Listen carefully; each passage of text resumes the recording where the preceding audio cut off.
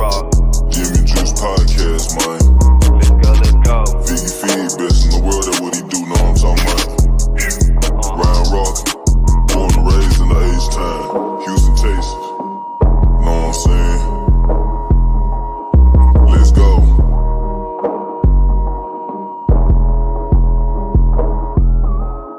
Let's go in the jacuzzi, smoking threats. I got my feet up.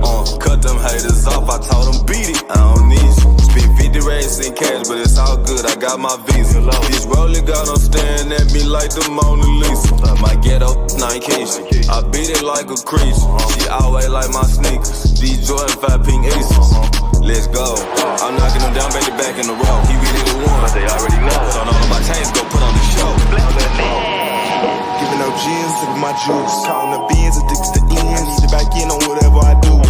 We get it in on the daily. I get it rocking like this with the 80. We really 10 toes down on the pavement. What's up? We about to see what they saying. Rockin' gems, sippin' juice. Rockin' gems, sippin' juice. Rockin' gems, sippin' juice. Rockin' gems, sippin' juice. Let's go. Gems, sippin' juice. Rockin' gems, sippin' juice. Rockin' gems, sippin' juice. Rockin' gems, sippin' juice. Let's go. What do you have to say to everyone if we still consider the Astros cheaters?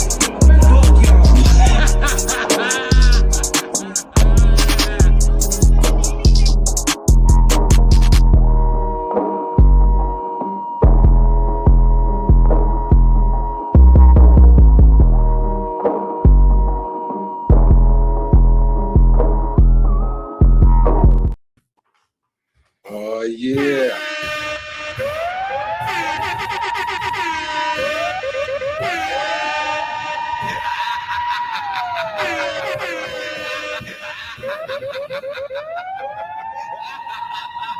I caught a plane out to Cleveland late last week. You sliding around playing Eminem in your car, you and your old lady? I told you. I told you. He did that shit. Guilty as fuck. You what we you what we call a tender dick nigga. The repeated drops on that one kill me, man. I hate that Jay Prince ever said that, man. It really takes me out, dog. We supposed to be mob ties affiliated, man. How can we affiliate ourselves with that? Yeah, calling somebody a tender dick. Nigga. You what we the thing that kills me is like what we call a tender dick nigga. Well, no, you call him that, Jay Prince. None of us have ever called nobody a tender dick nigga. All right. Yeah, I don't know where that came from. Unless that's some old school 70s, 80s type stuff. I feel like it implies we're us from Houston are on that type of shit. It's like, nah, man, don't put us in that. All right. You done made that up on your own, Jay Prince. Don't put us in that.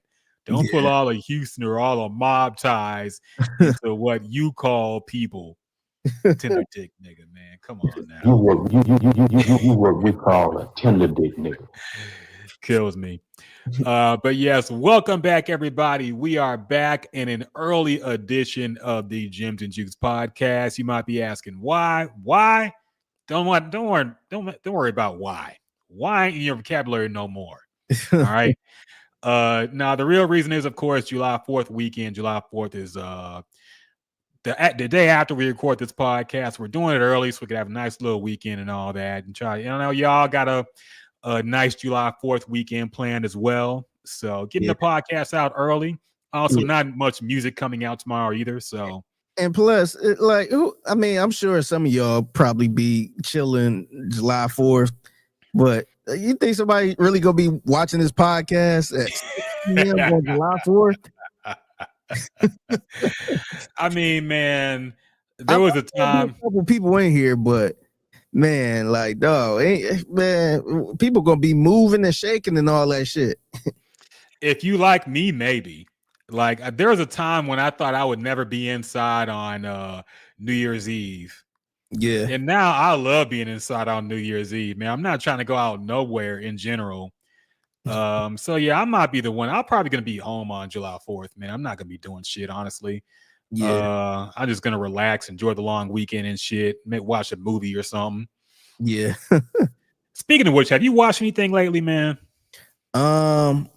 The last thing I watched, movie, and this is a bullshit ass movie. I got talked into watching that Tyler Perry movie Straw. Oh no.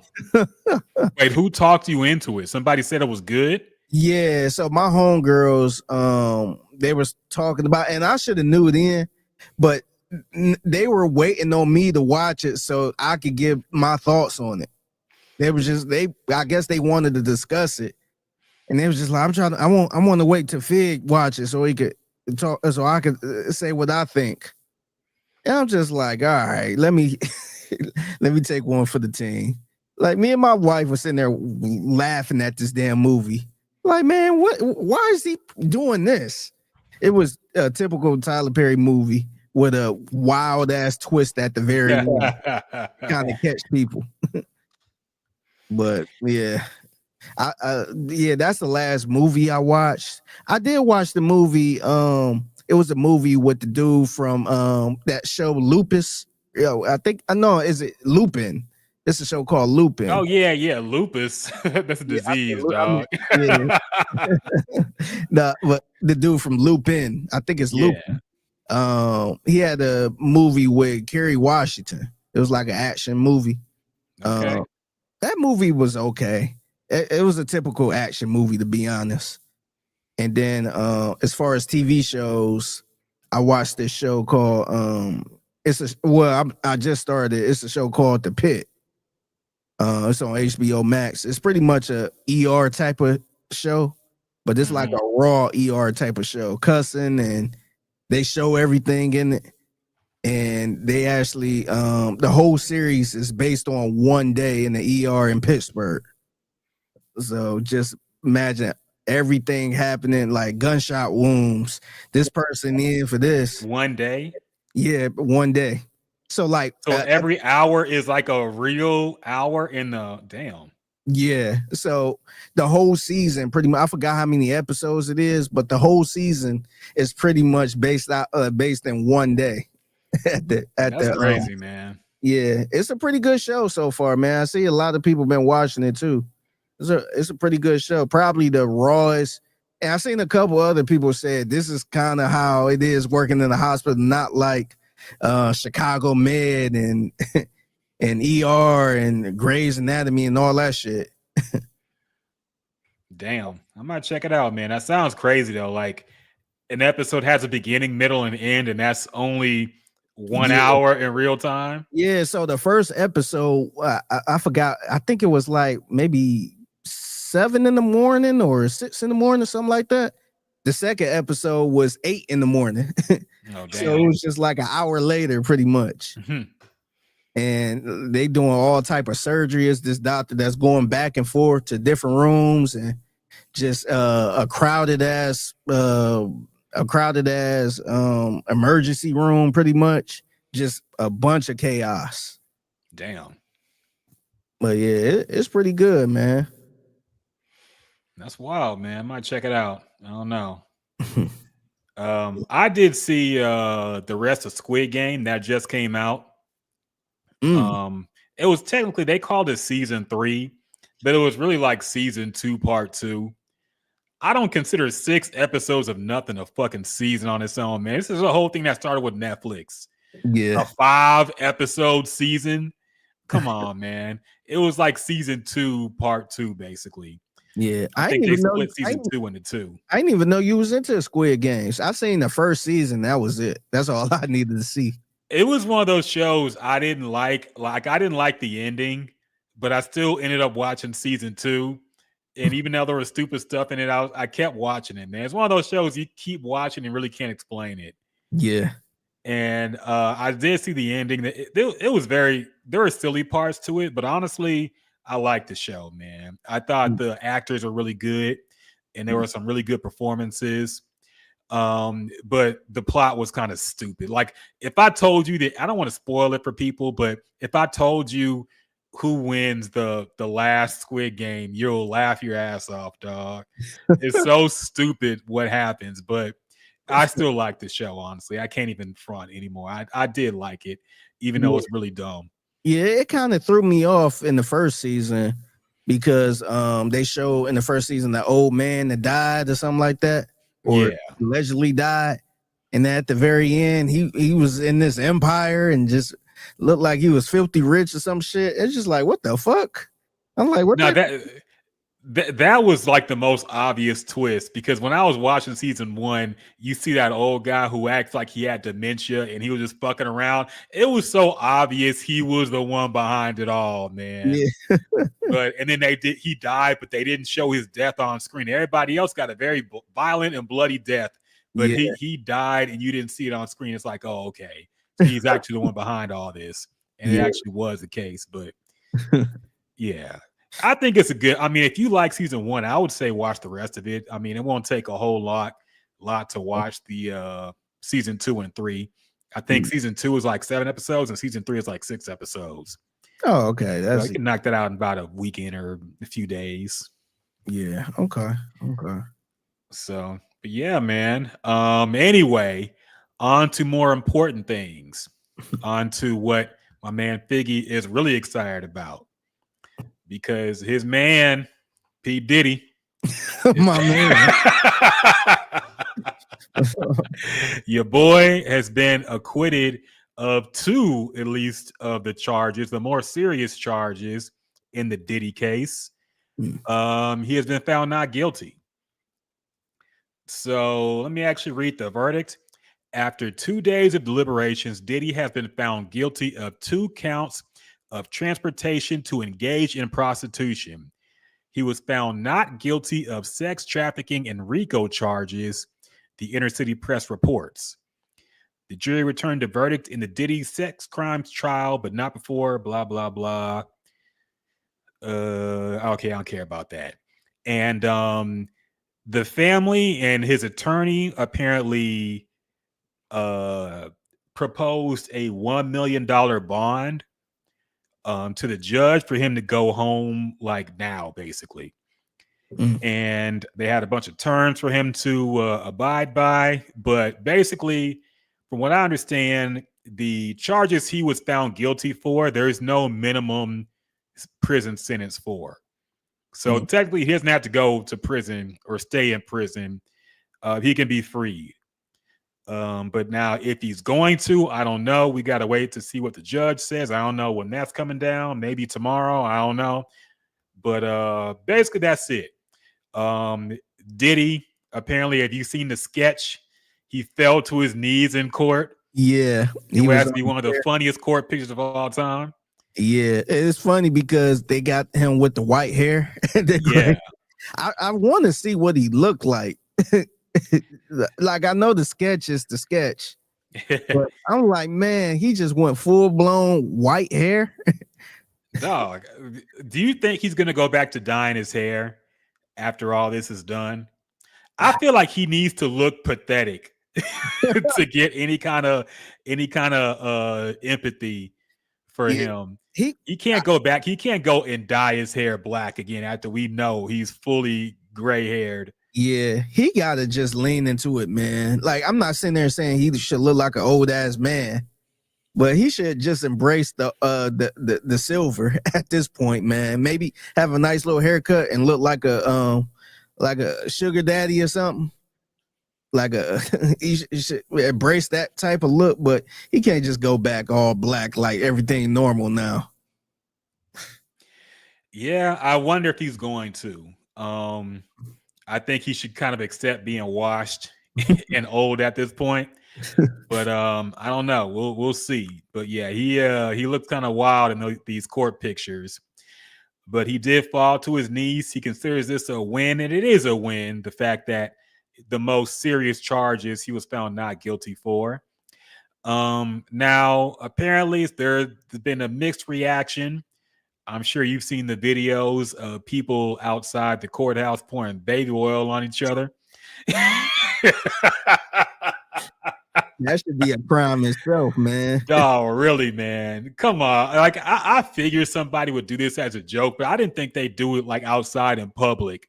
Yeah. This is something you think a streamer would do for attention, like in his own bedroom or something, or somebody on Instagram. I didn't think people would be outside the courthouse pouring baby oil on each other. Yeah. And how do you even go home after that, man? Yeah. That's nasty. Yeah, Dog. and they sitting there calling it. They say it was a Frico, not a Rico. A Frico, not a Rico. I mean, it basically was that, man. Yeah, And so there's been a mixed reaction. I think some people are confused as to what Diddy was charged with because it's kind of the same thing I saw with the Tory Lanez case. With Tory Lanez, I think people thought that Megan Thee Stallion was pressing charges against Tory, saying Mhm. Tory shot her, when it was the state of California pressing charges because he had a gun and he shot it yeah, in public, and California has very strict gun laws. So it was Mhm. like a state case. It wasn't Megan Thee Stallion suing him. yeah, And the same thing with this. This was not him being sued for abusing Cassie yeah, or blowing up Kid Cudi's car. He was hit with a racketeering charge yeah, and accusations of running a criminal empire. yeah. Because And that's what he was found not guilty for. That's not what people, I think this trial was about.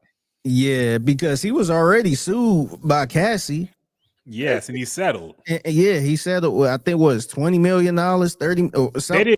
They didn't disclose the amount, but it was a lot of money. Yeah, I think, and that's where the other people try to come in and sue him. So that's totally different. This was a RICO case, pretty much, because if he would have been found guilty on the RICO part, that's a mandatory 15 years. And if he would have got what I think it was like 3 of them, 2 or 3 of them. If he would have got was found guilty on all 3 of those, it's over. That's when it's really is mandatory 15 years, I guess, for each. So that, with his timeline, his age, that's, it's a wrap. But yeah, I'm kind of curious how much are the other charges, because I seen some people say, "Oh, he'll probably still do some time." I'm like, it don't look like it to me, man. It seemed like it went from people saying he could serve up to 10 years or 15. Now it's like, man, he might not even serve time at all. He might get credited for time served. So I'm kind of curious. I feel like the just the prosecutors, I want to say they really dropped the ball on this, but to kind of take it back to your question, I'm not even sure. Like I know what they was charging them with, but the whole time I'm like, where's the evidence? Kind of, I don't want to say evidence, but like, what is it y'all trying to get them on? It seemed like everything seemed like consent to me. Like, even, I know you had Cassie's testimony and all that stuff, but even part of her testimony, it seemed like she was a participant in it. It seemed like she was down for it. And so it seemed like that was the biggest part of the of the trial, was her testimony. And she got caught up in some stuff. It sounded like she was involved with it too. It seemed like they both had a thing with it. So at that point, I'm like, man, I'm not sure what they trying to get them with. Because it seemed like the whole Cassie part, it seemed like that's not gonna be enough. Yeah. And people are wondering like how, and this is actually what I was thinking too. Because I was wondering if they were going to differentiate sex trafficking from prostitution where there's consent. Because I didn't think it was fair that those would be combined. Like we talk about sex trafficking, what we see as sex trafficking, and there's also flying somebody out. Yeah. And I don't think they're equal crimes, man. I know prostitution is technically illegal, but I don't think that should be called sex trafficking if you hit somebody up on OnlyFans and they say, "Hey, come through," and they say, "All right." I don't think that should be a 10-year prison sentence. Yeah. But so yeah, he was found guilty on prostitution and transportation for prostitution, but not sex trafficking. And look, man, maybe I missed something, but I didn't get the idea that anybody was forced to participate in the freak offs. Yeah. That's my thing. Did anybody say no, and did he strong arm them to do it? We had text. We saw the text with Cassie. He's asking if she's down. She was talking about skipping her period to do it. You know, she was talking like she was so down. She said she's always down for a freak off. She said that literally. Yeah. So was anybody forced to do anything they didn't want to do? That's my question. And I don't know if we got that answered. And if it's not true, then look, I'm not, like I said before, I'm not a Diddy fan, but I'm just trying to call it like I see it. And I didn't see a lot of the more horrible things that they were accusing him of. I didn't see a lot of evidence backing it up. Maybe his defense is just really good. I don't know. It's the same guy who got Young Thug off. By the way, people hate this guy now. Yeah. Because he got Diddy off, but they loved him when he got Young Thug off. And Young Thug actually did that shit. All right. He was actually running a gang and tried to have people killed. He was committing murders, man. Yes, he had people killed. He put hits out on people. And everybody was happy when this guy got Young Thug off. But now that he got Diddy off, he's the worst lawyer ever. Yeah, I knew that was gonna happen though, because right after he got Young Thug off, they said he immediately joined the team as Diddy lawyer, like whatever his attorneys were. He immediately joined that team, and I'm like, and I seen a couple people side eyeing that. But at the time, I'm thinking like, man, it's no way he gonna get out of this. So I thought it was just trying to do whatever. But yeah, man, people might have to protect him a little bit, man. He gonna be. I know his phone ringing off the hook for all type of situations. Dog, he's like the white Johnny Cochran, except a higher success rate. Yeah, at this point. Yeah.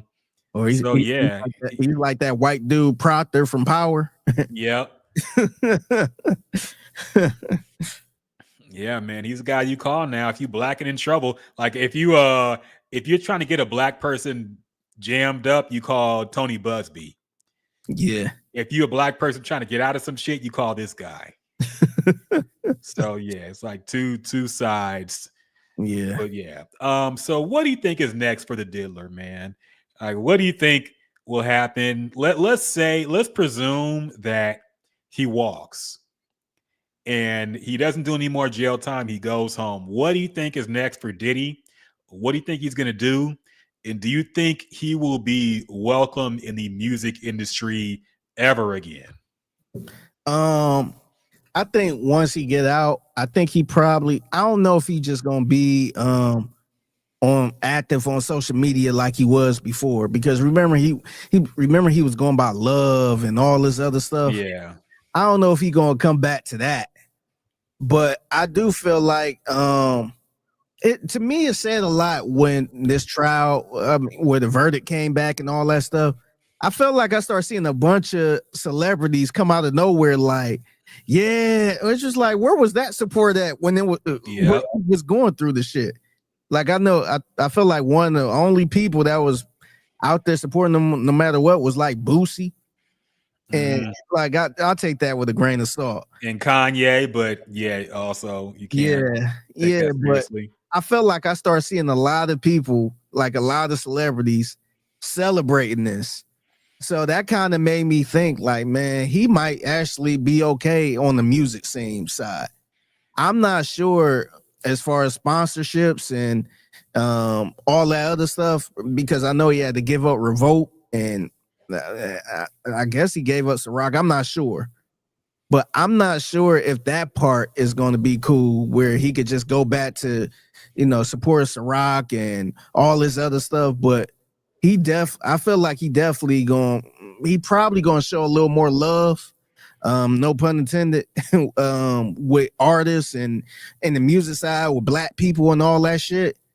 But I'm not sure as far as nationally and with major sponsorships and stuff like that. I'm not sure if he just gonna,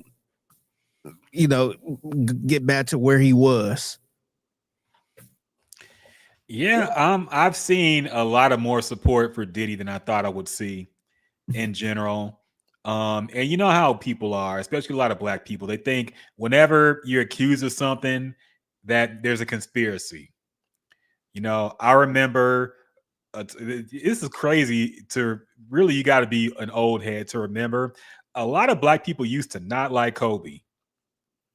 Remember back until the rape case, there was a lot of people that did not like Kobe. Lakers fans hated Kobe because they saw him as the guy who drove out Shaq. And he did not have this love that he has, not even close to it, until he got that case. And then everybody started coming out the woodwork defending him. And now, I'm not saying that's why they love him, but that does, whenever somebody black is accused of something, it galvanizes support within some in the black community. Yeah. I'm using some lightly. It's honestly a lot. Same with R. Kelly. Yeah. When he was going through the initial first trials, there was a lot of support. They made a Boondocks episode about this. Yeah. There's a lot of support for R. Kelly in the beginning. So same with Bill Cosby. You know, I still use to this day, he was trying to buy NBC.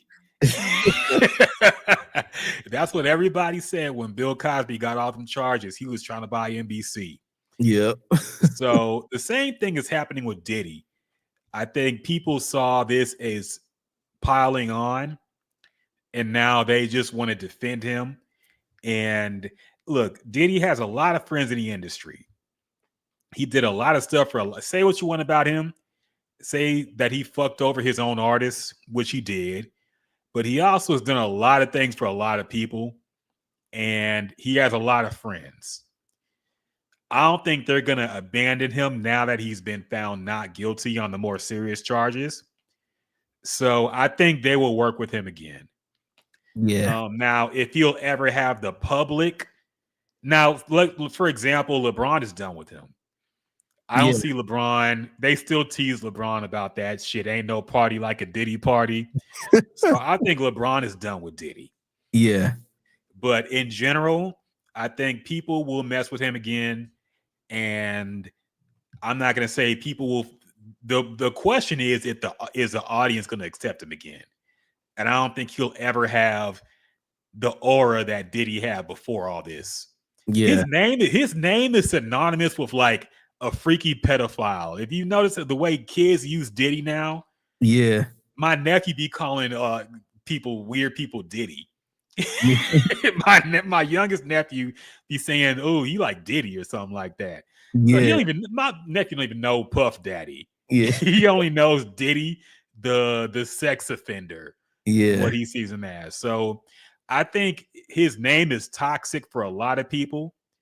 But in terms of in the industry, I think he'll be okay, for better or worse. Yeah, I think so too. And especially seeing how everything else went by over the last 10 years, I would say.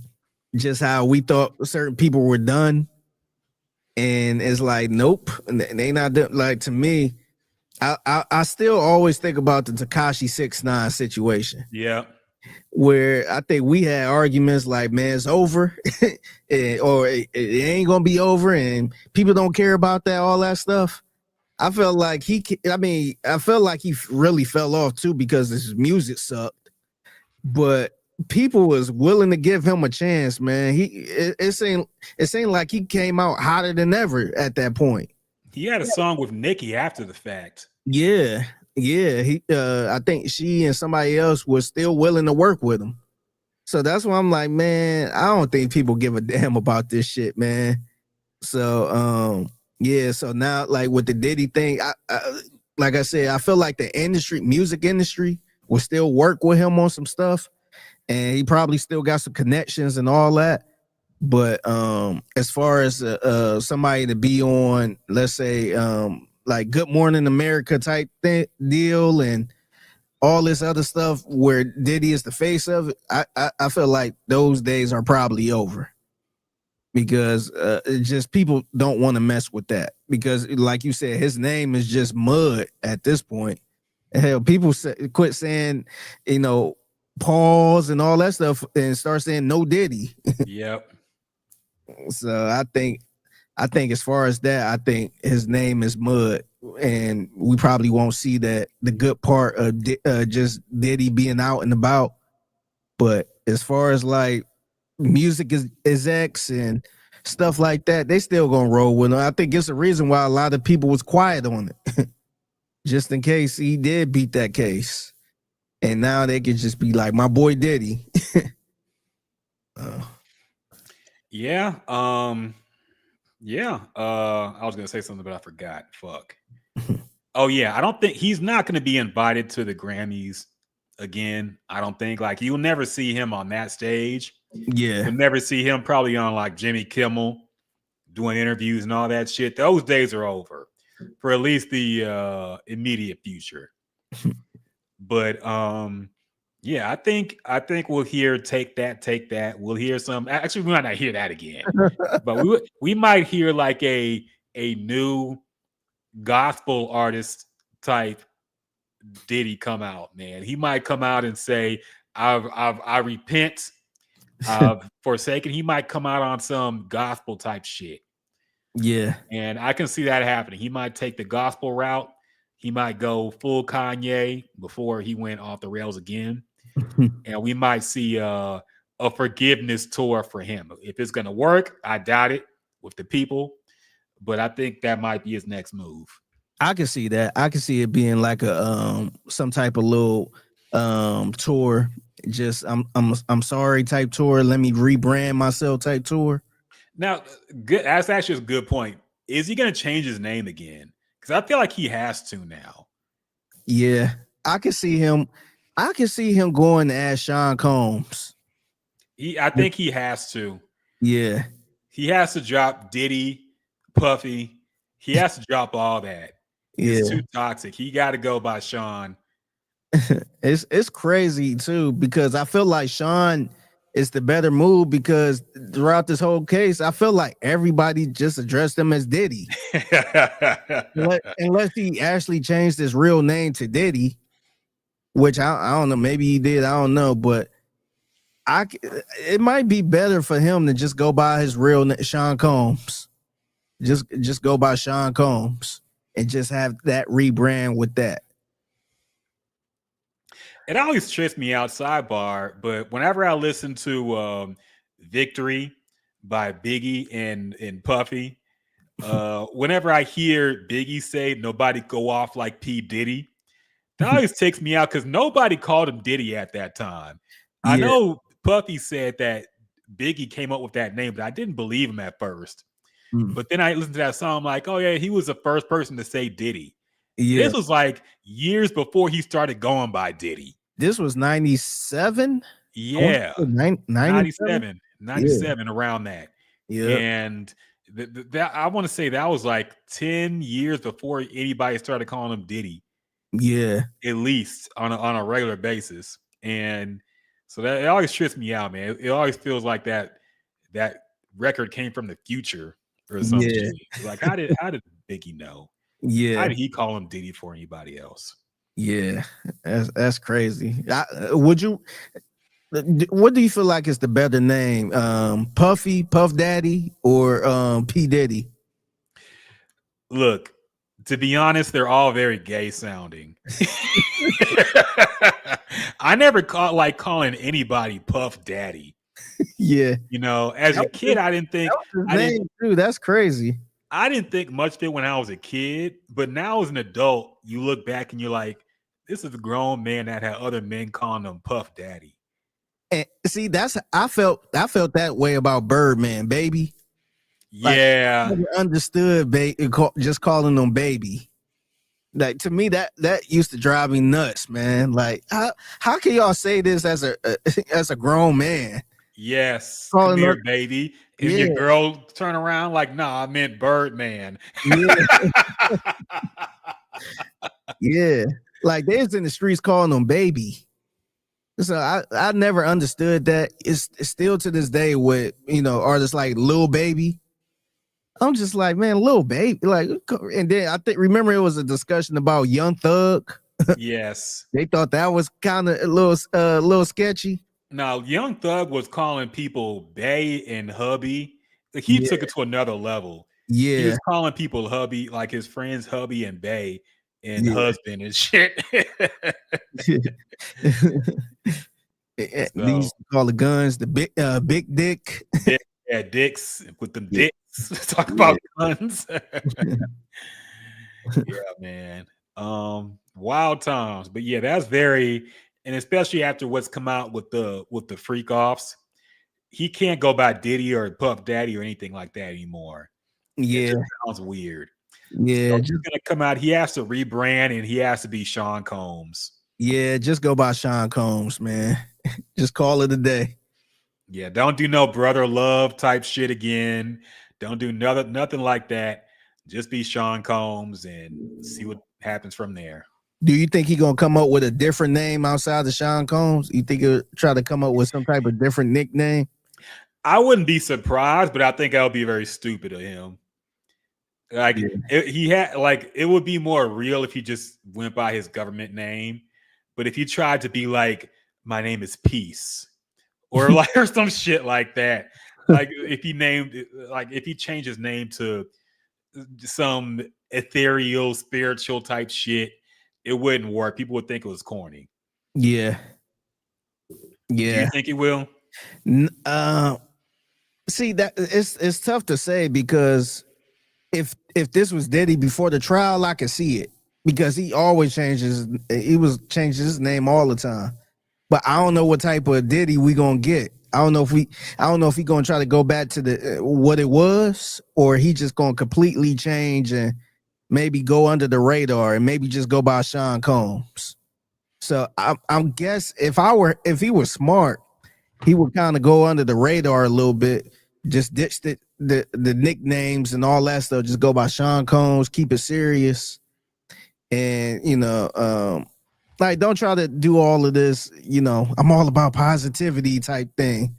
Cause it's like, man, come on, man. Like, you ain't got to do all of this. So if he could just kind of come home and just be a little normal, just go by Sean Combs. Hey, I got these relationships, I'm doing this, and I'm Sean Combs, that's it. Then I think he'd do that. I just don't see, like, I'll be shocked if he come out trying to act the same and say, hey, you know what, since I'm on positive vibes, I'm gonna go by the name of Positive. Or it's just like, man, you really doing this, man? Ain't nobody about to call you that. Yeah, no, I agree. And I hope he doesn't, but he's the type of person that would do that.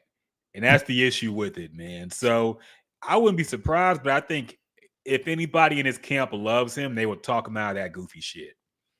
Yeah. They'd be like, nobody wants to hear you do that type of thing. Just come out as Sean Combs and see what happens from there. But don't be like, my name is Peace and Love now.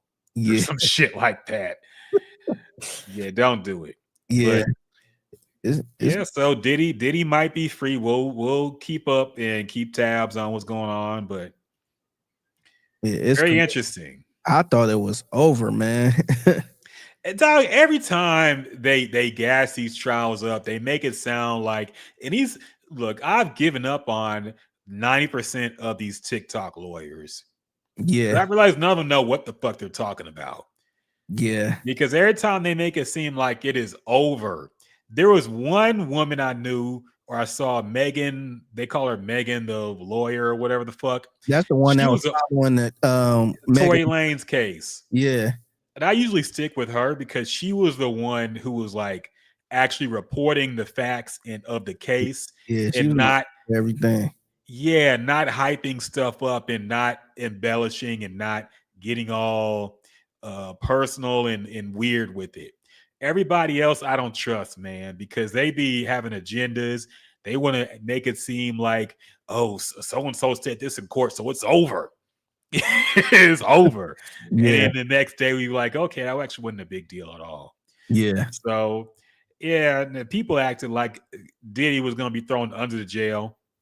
Yeah. And now that that's apparently not going to happen, they all look pretty stupid. Yeah. So, I don't know. Yeah. Well, do you feel like his music is going to be canceled at this point, or treated like R. Kelly, or are we still?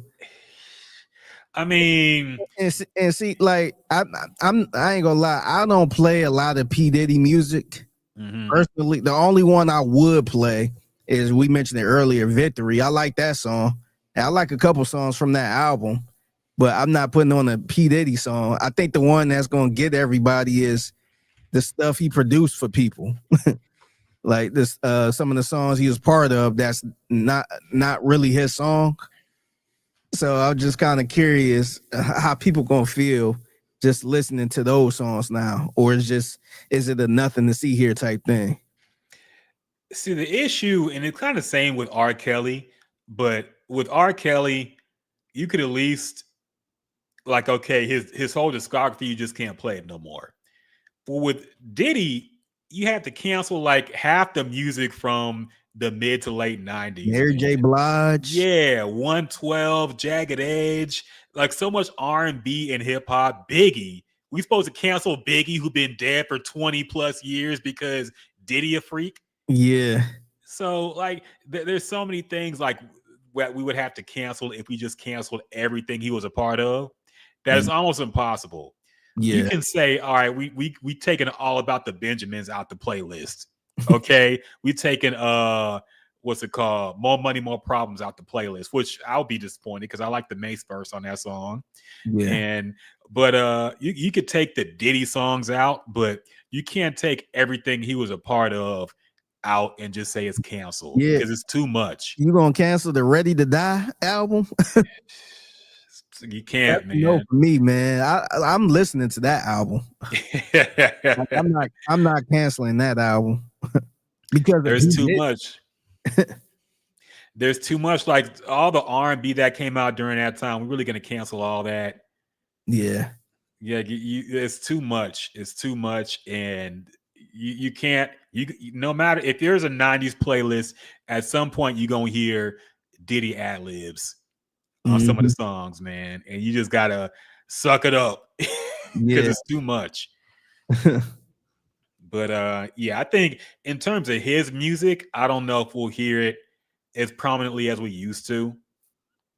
But and then again, it wasn't like his music was fucking all-time classics all the time. He had a few very popular songs, but overall, everything past 2000. Yeah.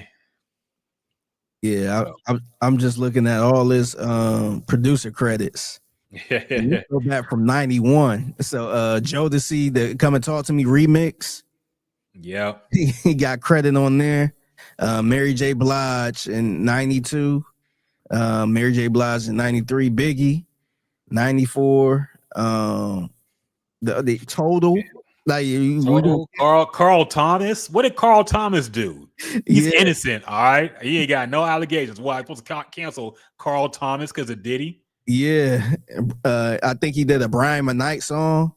Mace, obviously, like are you canceling Mace?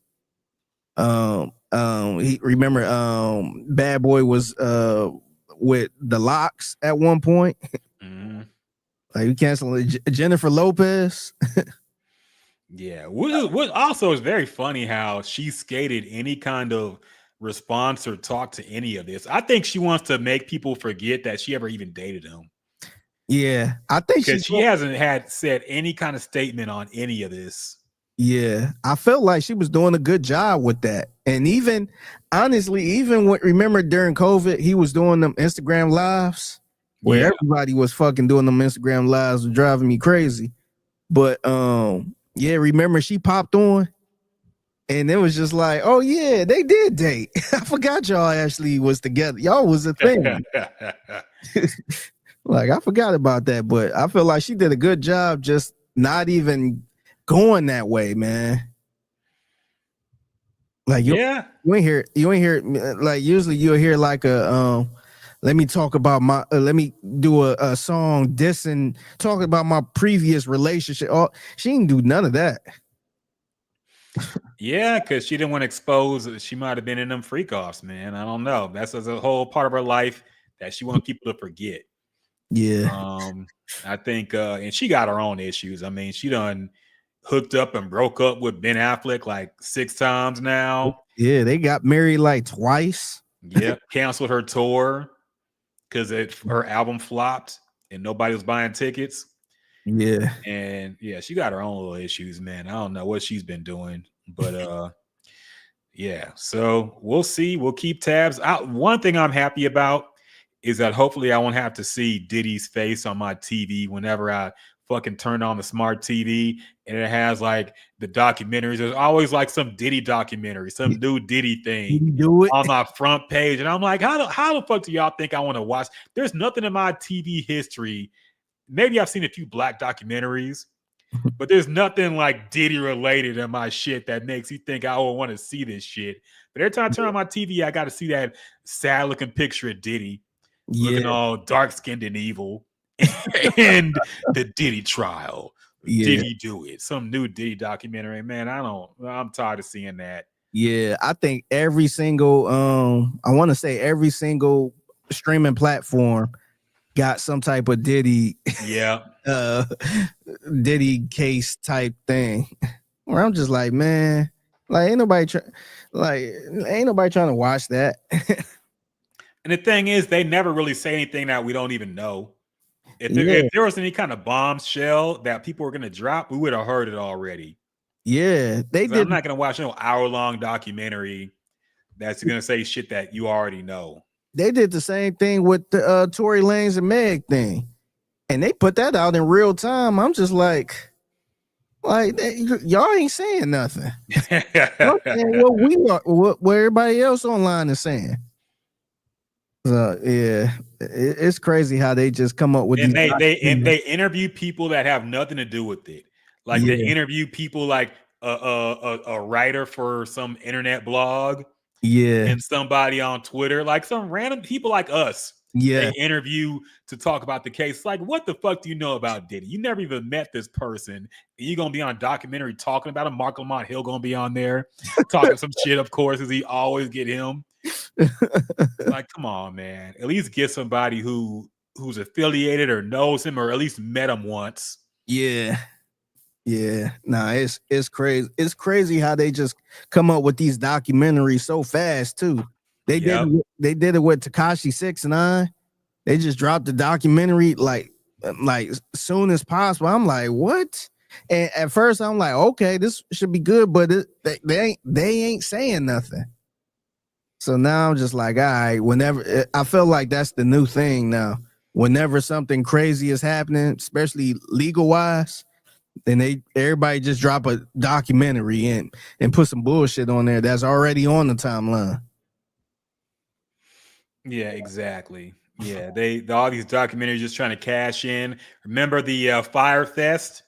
Yeah, there was like 5 documentaries on Fire Fest right after that shit happened, man. Yeah, I'm like, how the fuck did y'all make this that fast? Too many documentaries, man. Yeah.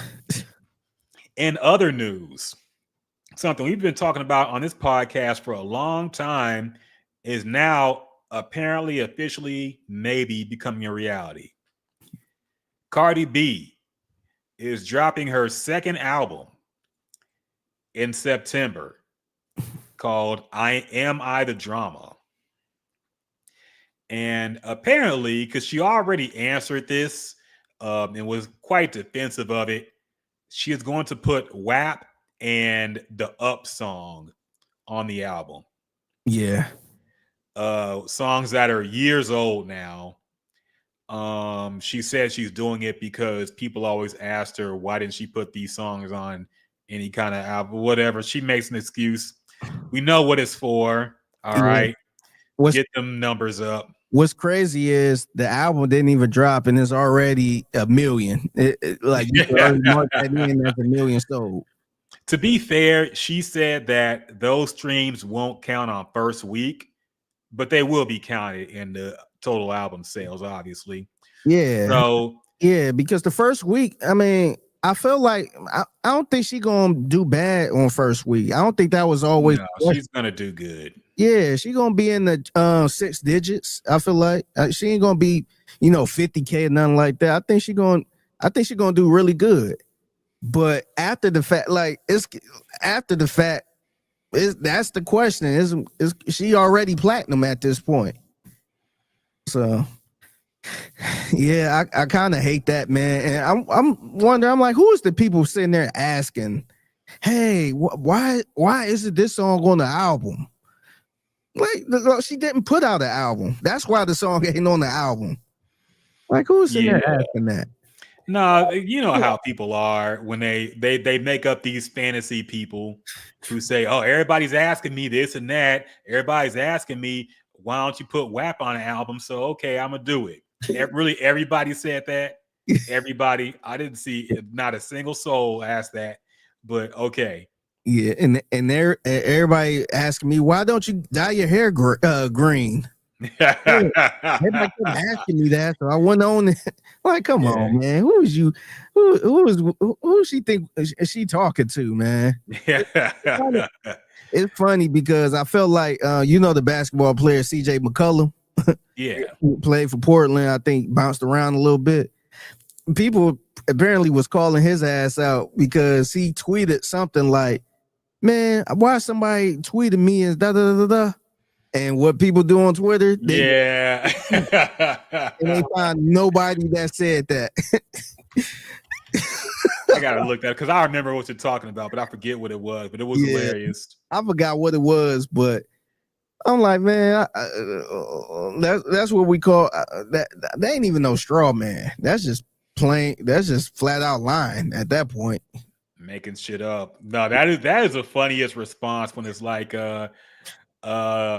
oh yeah, one thing I remember, some guy said, why some guy on Twitter said, why is everybody calling Fred Van Vliet Dick Van Meat?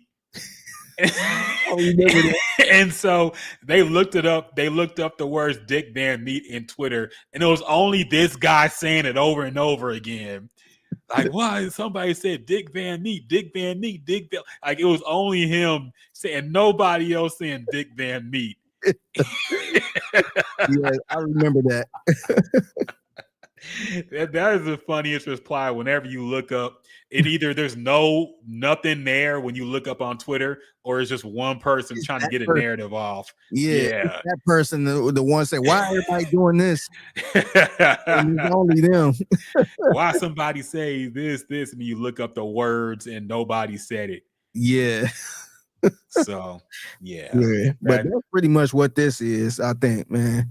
I don't know if everybody, man, you need to put this on the album. How come you ain't I don't think nobody's saying that. Maybe, yeah. Like, I feel, and the crazy thing is, I feel like them songs was all right back then. But I don't think nobody's sitting there saying, hey, why don't you put this on the album? Hey, I want to hear it on the man, the way people minds go, they want to hear new shit. Like, it's easy to go to the old shit, man. If they want to hear WAP, they could go listen to WAP anytime. I don't think nobody's sitting there saying, hey, you got to put this on the album. I'm looking at when WAP came out. WAP came out in 2020. Yes. So she's going to put a 5-year-old song on her new album. Yeah. Yeah. And Up came out in 2023. At least that's a little. Actually, no, that's 2021. So that's a 4-year-old song. Damn. But at least a little, actually, it's about the same. 4 and 5-year-old songs on a new album. Yeah. I don't know, man. I mean, it's part of the game. If it was me, I would probably do the same thing. I ain't gonna sit here and act like I wouldn't do it. If that's gonna help the numbers and all that shit, like, salute to you, but don't sell us this bullshit. Yeah, she's supposed to be like this real and honest rapper. Just say I'm putting these songs on because I'm trying to run the numbers up. Yeah, people wouldn't care. Yeah, like and honestly, I'm fine with it. I mean, that's the way the game go. Like, go ahead, do it, but don't be sitting here acting like, like dog. It'd be one thing if the song wasn't on streaming platforms. Like, I would totally get that if it wasn't on streaming platforms. And I see people say, "Hey, put it on streaming so we can list." I totally get that. But you could pull up whatever streaming service you got and listen to this song. Yes. So no, like ain't nobody trying to hear no old song that's already on streaming platforms. They people want to hear new shit. So let's get to our predictions about this album, man. Now I'm still wondering if it's actually going to come out in September. We don't have any big singles from her leading into this album yet. I thought she would drop some kind of summer hit, some summer smash hit. Ain't heard that yet. She dropped a couple weeks ago. Remember that one song? Yeah, that's I don't on know that if made was no her noise. single. It could have been just a little something just to throw away. It could be. I'm sure she's not even claiming that song like she used to. She's like, oh, that was just a little teaser for the album. Okay. Yeah. But what are your predictions on this album? Do you think there's even a chance it will live up to her debut album? And what do you think the reception will be? Do you think Cardi is still as hot as she was even like 3-4 years ago? I don't think it's gonna live up to the other album, man, because I feel like that first album, it was still around that time where people really love Cardi B just for being this real type of gal who was on Love and Hip Hop. I felt like it was still around that time. So and then plus I feel like they put a lot into that album too. This one, I'm not sure. To me, maybe I'd like to hear what you think about this, but it seemed like they kind of rushing this. They forcing her to put this out because I don't think she wanted to put an album out. And it seemed like, I want to say she announced this album. I think it was like a little promotional video for this album. And they just did it a couple weeks ago. They just put it out a couple weeks ago. I feel like that's a little bit of time to drop. So I feel like they would have waited a little longer to do that. I felt like just a very short amount of time to drop a whole album. So I'm wondering, and I've seen reports saying that I guess Atlantic Records got a whole new staff there. So it's not the same staff from who brought her in and put that album together. So it seemed like they're like, nah, you putting this album out. It seemed like they kind of forcing her to do it. And me personally, I don't think she wanted to put another album out, or at least not anytime soon. So and then remember, it was a thing where I think she tweeted she ain't putting no album out or something like that. And she ended up deleting it and ended up going back on that. Pretty much, she had to kind of, I don't want to say apologize, but she kind of had to explain herself and pretty much go back on those comments. So to me, this seemed like the label is forcing her to put an album out. So just off the strength of that, I don't think it's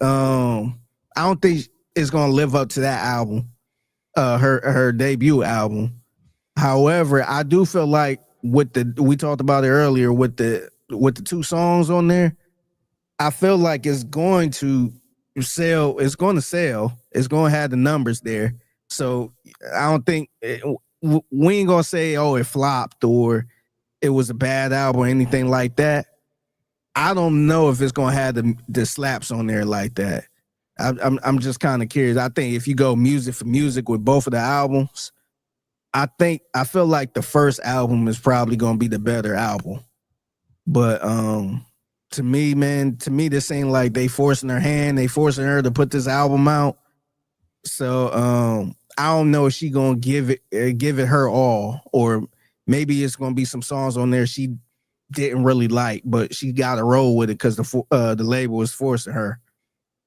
But as far as number wise, I think definitely she gonna do 6 digits first week. I wonder how much she did the first week of her debut album. I can see her doing maybe 150. I'm a take a wild guess and say she probably gonna do 150 the first week.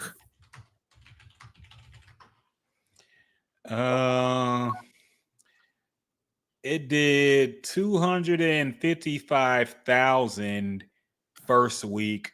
That's her first album. So yeah, I mean, half that would still be really good. Yeah, no, 150 is really good.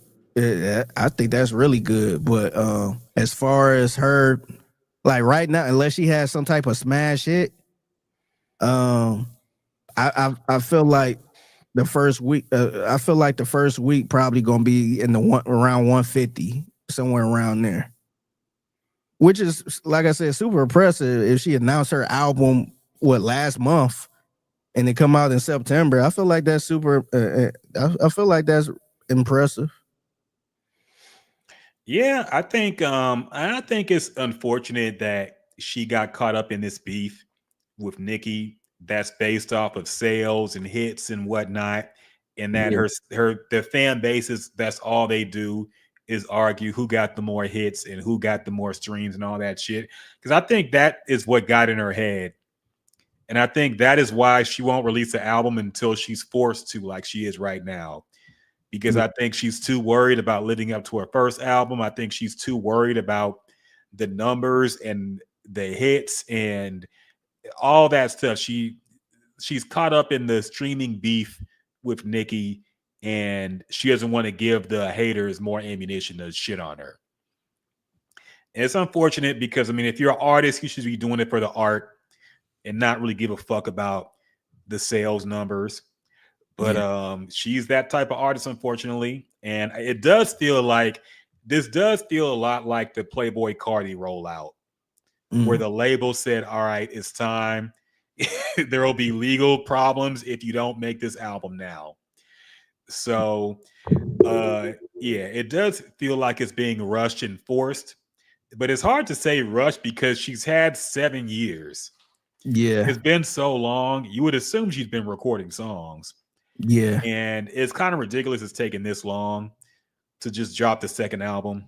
But yeah, of course it's not gonna live up to the first one. She's not gonna have the new car smell she did when she dropped the first album. There's no Bodak Yellow, no viral hit, nothing like that going on. But it's gonna do well, of course. There will be songs that are good. I think she'll have a couple hits on it, but nothing to the scale of what we saw with her first album. Yeah. And I mean, that's not a bad thing. Look, a lot of people fail to live up to their first album, especially when it's one that's as big as that one was. So ain't no shame in it. Just get it out the way. She just got to get this out the way. Get the album out the way. And maybe when she gets this out the way, she can release music more consistently. Yeah. I also feel like she used pregnancy as a shield to not drop albums too.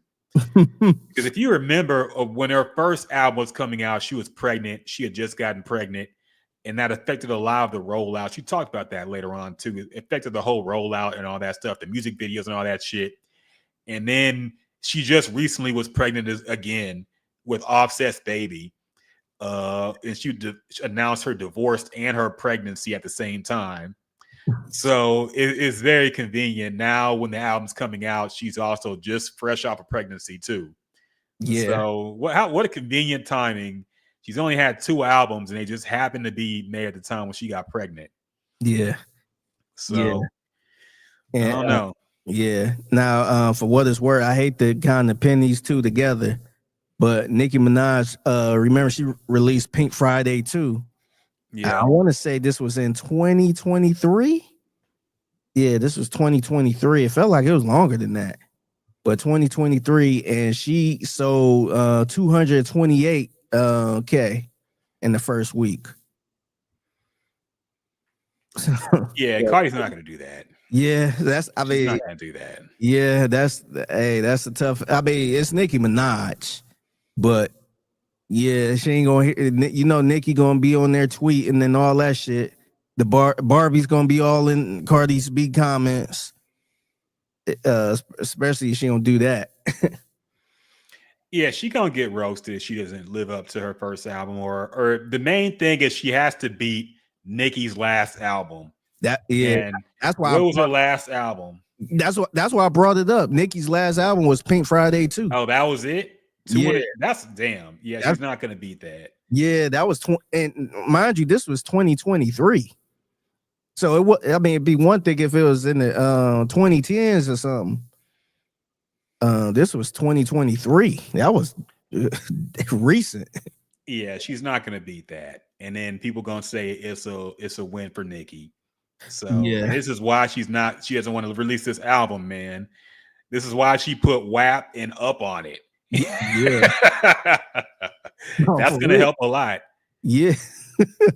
Yeah. So maybe not first week. Yeah. Yeah.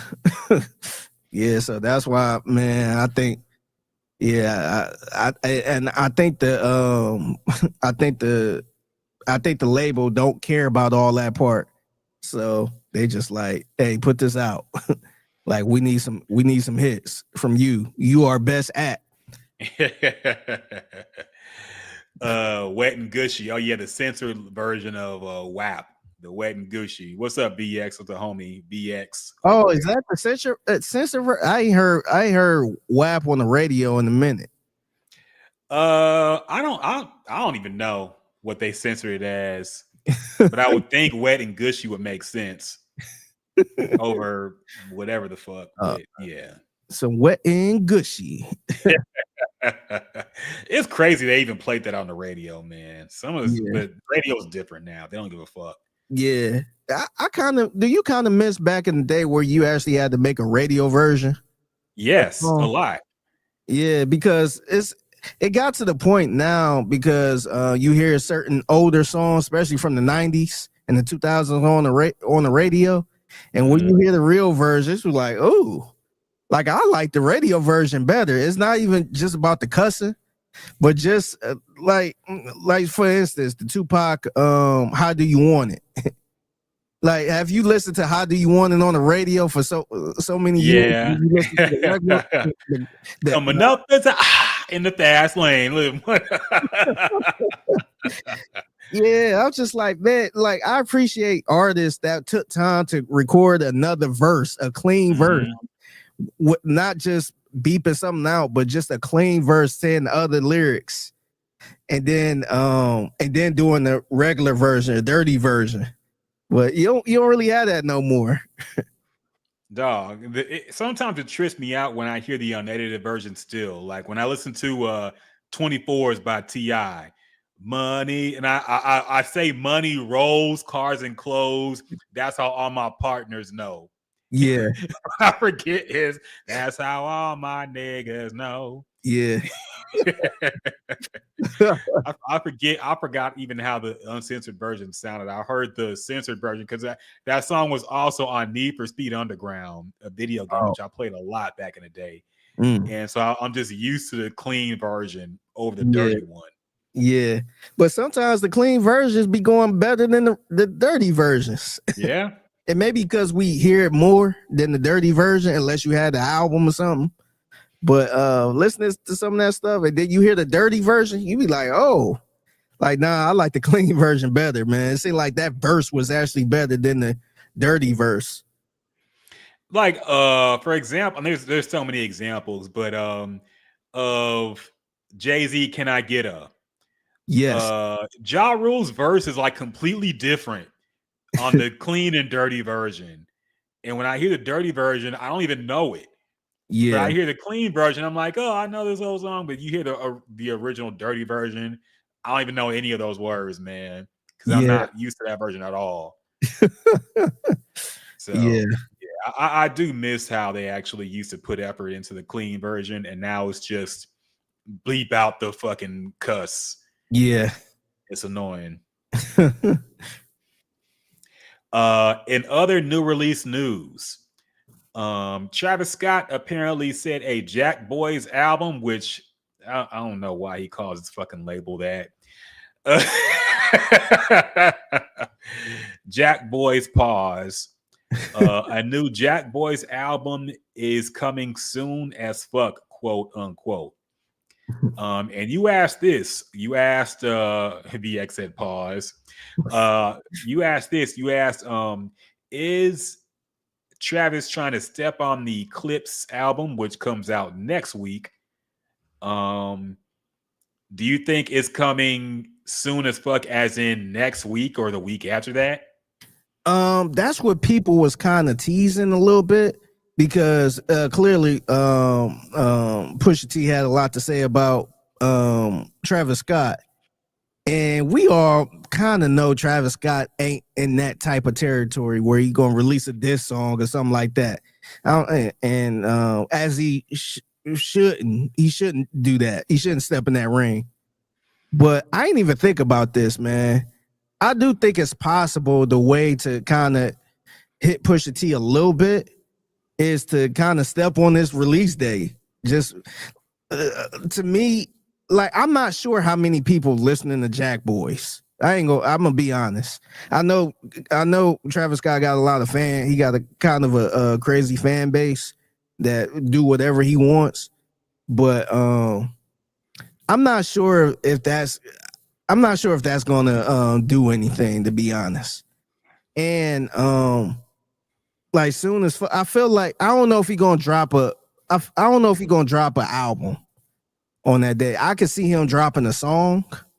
Maybe he drop some type of Travis Scott and whoever else on that label. I don't even know who's on that label. But if it's Travis Scott and let's say Don Toliver. Yeah, I was gonna say him. Is it Don Toliver? Yeah. So I could see Travis Scott dropping a song titled JackBoys, which is him and Don Toliver. Just a song going on the day, which is, I want to say, July 11th, which is next Friday. So the JackBoys members are, of course, Travis Scott, Don Toliver, Sheck West, Sofago, and Chase B. Okay. I didn't even know Sheck West was affiliated with. For some reason, I thought Sheck West was affiliated with ASAP. I didn't know he was affiliated with Travis Scott. Yeah, but, I do remember that. Yeah, I know Sheck West is from, I want to say from Harlem, but that's about it. But yeah, I think I could see that happening. I don't think they're gonna release a whole album, and I'm using whole album loosely. I'm saying I don't think they're gonna release no type of EP or anything like that. I think I can see them releasing maybe a song on that day. But I say that to say I feel like that will kind of be the best move for him if he wanted his get back is to release something. I don't know, like I said, I don't know if JackBoys would do it.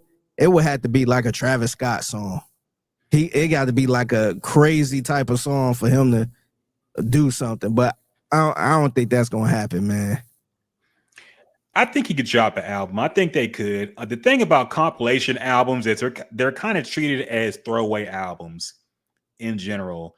You remember when J. Cole dropped that compilation album, Might Delete Later? What's that compilation album? Yeah, technically I think it was. Oh.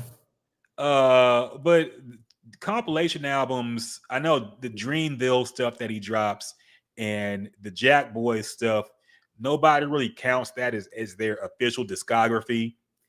So these are albums that people just throw out and it's whatever. Like Young Thug did it too.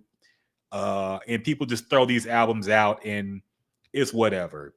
So I think he could just put out an album full of throwaways and it would still beat Clipse first week. That's the thing. Because the fan base.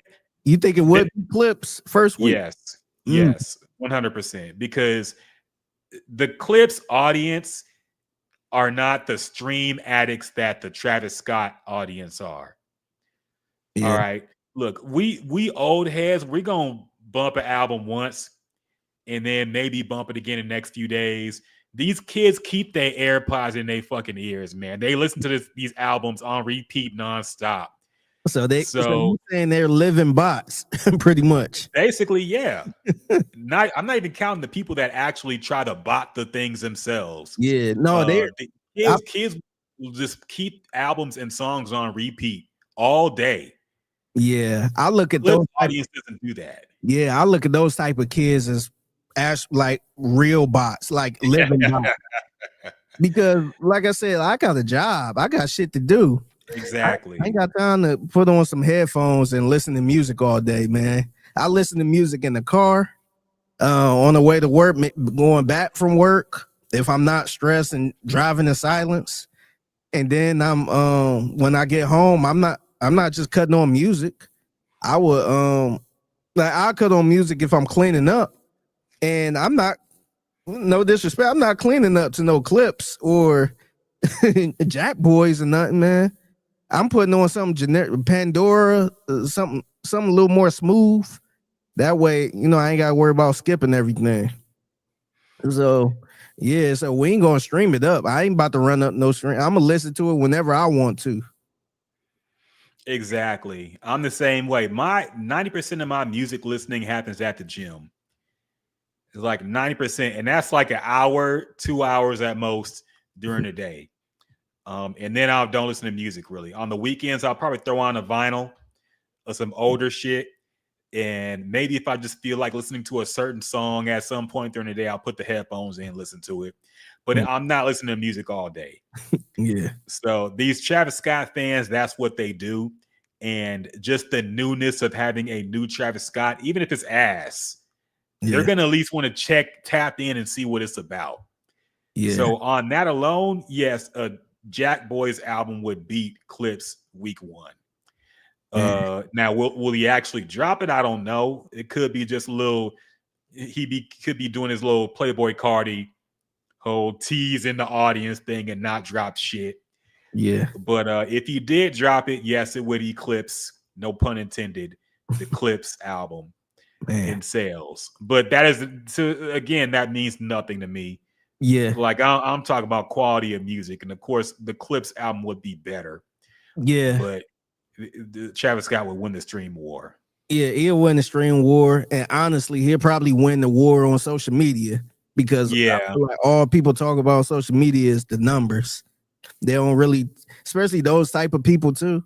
They don't talk about the actual quality of the music. They just talk about the number. Same thing with Drake fans. And Drake got quality. I feel like he got some quality music that you could argue with, but they just talk about the numbers, man.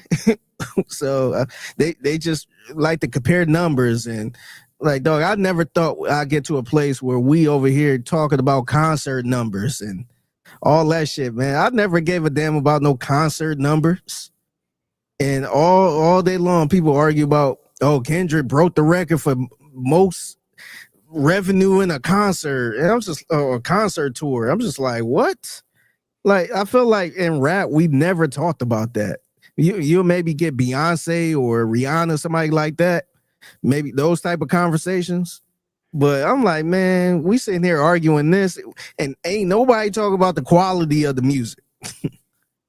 So I do feel like Clipse will probably lose that, just respectfully, because people only talk about numbers and all that shit.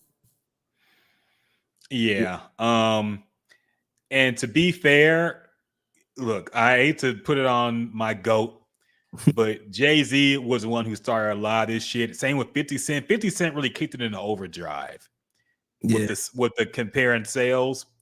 But Jay-Z also started, he was the first mainstream rapper to really talk about outselling other rappers and going platinum first week and all this shit. So I put the blame on him and 50 Cent and a lot of them New York rappers who are just trying to talk shit on other rappers and talk about Diddy. Yes, of course, him too.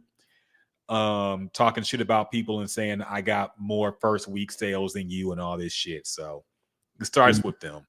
Yeah, but at least during that time, they were talking. I mean, we were having the conversations about the quality of the album, and you throw the sales in.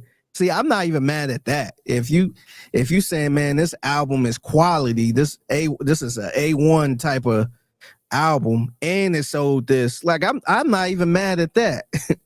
But dog, like, if you see these people arguing over like bullshit, they just be sitting there talking about album set like numbers. I'm like, argue about the actual music, man. And honestly, I kind of shot myself in the foot with that, because whenever they do talk about the actual music, they don't really talk. They just say it's trash. Yeah. So they just be throwing out some hot takes that ain't even true.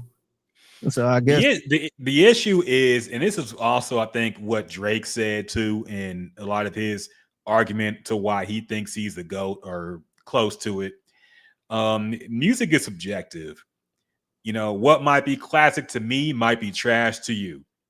You can't really argue the quality of music. Now, you can say oh, technically this had more bars in it or this and that.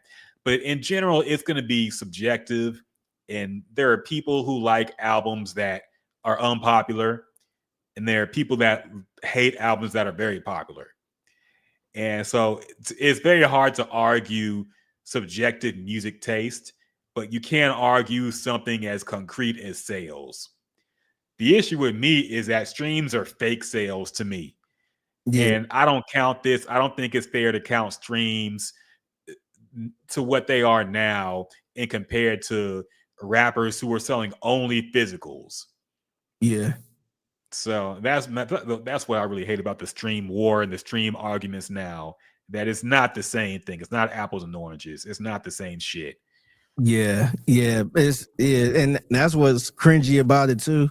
Where you see, oh, Drake broke Michael Jackson's Thriller record with album sales. It's just like, man, like show me somebody who was standing in line physically buying this album, man. Like don't compare these two, man. If anything, let's make a whole different category. Like let's leave the past in the past and let's do something different because it's not the same, man. It should be like the baseball records pre-integration and post-integration. They should be separate. I think pre and post streaming should be separate categories and not compared against each other. Yeah, I agree with that because like it's no way, like even the Taylor Swift numbers and all that stuff, and this is why I kind of got into it with John Lopez because he was always comparing the numbers and all this. It's just like, dog, Michael Jackson wasn't even in the streaming there. And we over here compared Taylor Swift and saying, oh, she's on the same level. And it's, by the way, Michael Jackson is still one of the most streamed artists despite being dead since 2009. All right, let's see how long. Let's see when Taylor Swift dies, how long her music is still the best selling and most streamed. Yeah, now that's gonna be so far along. I'll probably won't be alive for that shit. Yeah, but and I feel. And do you think it's fair to say this too? How fans now are totally different from fans back in the day? Because I feel like these fans now are more stans than fans. Oh yeah, I feel like these like Taylor Swift stans will do anything, like just keep streaming the music just to help her out, just so the numbers. I feel like they are part of why she's where she is now. I know Michael Jackson had a lot of big fans too that was falling out of concerts and stuff like that, but I don't think you have fans that were just buying multiple albums so its numbers can go up or anything like that. I feel like they buy the album and they maybe play it on repeat, maybe dress like them or try to get the red jacket like them, stuff like that. But I felt like, maybe I'm wrong, but I felt like back then they wasn't trying to buy all of these albums to help his album sell, or just keep playing stuff on repeat and just kind of being on some stan crazy type shit like fans do now, like with the Barbs and stuff like that. Yeah, I mean, back then stans were just stans because they wanted they really liked the artist and wanted a bunch of artist merch and shit. Like, yeah. I don't think anybody was buying Michael Jackson Invincible 5 times to help him out sales wise. You know, the fans back then would just wanted a whole lot of Michael Jackson merch. These ones buy the shit because there's bundles of the album and they got to buy that to help them out with the streams. And now I think it's more what they call the parasocial thing, to where you see this artist as like your friend. Yes. So you want to help them out. And you think they put out this post saying, hey fans, I love you all. Please support me and support my new album and buy this bundle and do this freaky shit you gotta do with the streams to have a bunch of streams count. Please do that. And like, oh, we got you, Taylor, we got you. And they actually do it. Michael Jackson wasn't begging people to fucking buy his albums, man. Yeah. And then even like I cringe every time I see people on social media like, hey, let's keep replaying this album, but just turn the volume all the way down. Yes. And I'm like, what? I'm like, just that alone. Like Michael Jackson didn't have that, and he had some of the wildest fans ever. Mm-hmm. Like but they wasn't like cuckoo crazy where they doing all of this type of stuff. So that's why I'm like, man, even back then the fans were different because, like I said, whatever Michael Jackson released, the average fan will probably just buy whatever he released, and that's it. But they wasn't focused on trying to get him to number one. I see barbs and stuff like, hey, let's get her single to number one, guys. Let's keep streaming. Like you never saw that. You just saw a genuine fan just maybe keeping playing Michael Jackson all the time because they genuinely like the fan. I mean, or like the song or the album. So it's I don't know, it's crazy, man. And even if they were a fan and they didn't like the song, they'd probably be like, yeah, I don't really care for this song and just kind of move on a little bit. They don't just keep playing the song because Michael need our support. I'm like, man, today these fans are even different from back then. No, 100%. And that also, a lot of that came from the K-pop stands. Because a lot of this came from K-pop. That's how Asian music is with a lot of these idol groups and all these boy bands and girl bands. You know, they're very close to their fans. They do meet and greets and shit. And they release a whole bunch of merch and bundles and all that. And they ask for support. And so like their fans get all into them and they get obsessed and they want to help them out. And that somehow creeped its way over into America. And now people do it with like Nicki Minaj. It's like, all right. So yeah, it's a crazy time, but I don't know. What can you do? You can just fucking sit back and laugh. Yeah. How pathetic it is. Yeah. Other news. Oh yeah, we've got to talk about this. Our annual XXL freshman. Do we know any of these niggas? Yeah, list? I'm glad you brought this up, man. I just remembered. I like, oh yeah, we gotta do our tradition, man. So XXL released their 2025 freshman list, and we're gonna go down and see how many of them we even heard of. We're gonna expose maybe either our old head status or how irrelevant these people are, and how it's probably some paid for promo shit their label did. Yeah. But all right, let's start. Number one, I see Ray Vaughn. Do you know him? I do. I only know him because he was in the back and forth with Joey Badass. But it looks like he's repping a TDE hoodie, so I'm guessing he's with them. Yeah, he's part of TDE. But that's the only reason I know. I couldn't name a song from him or anything. Next, I haven't heard of him really. I think I might have heard him in passing, but I haven't heard of any songs that I can recall Ray Vaughn that I listened to. Next up, Baby Chief, Do It. Sidebar, I'm sick of these people having multiple words in their name and no spaces.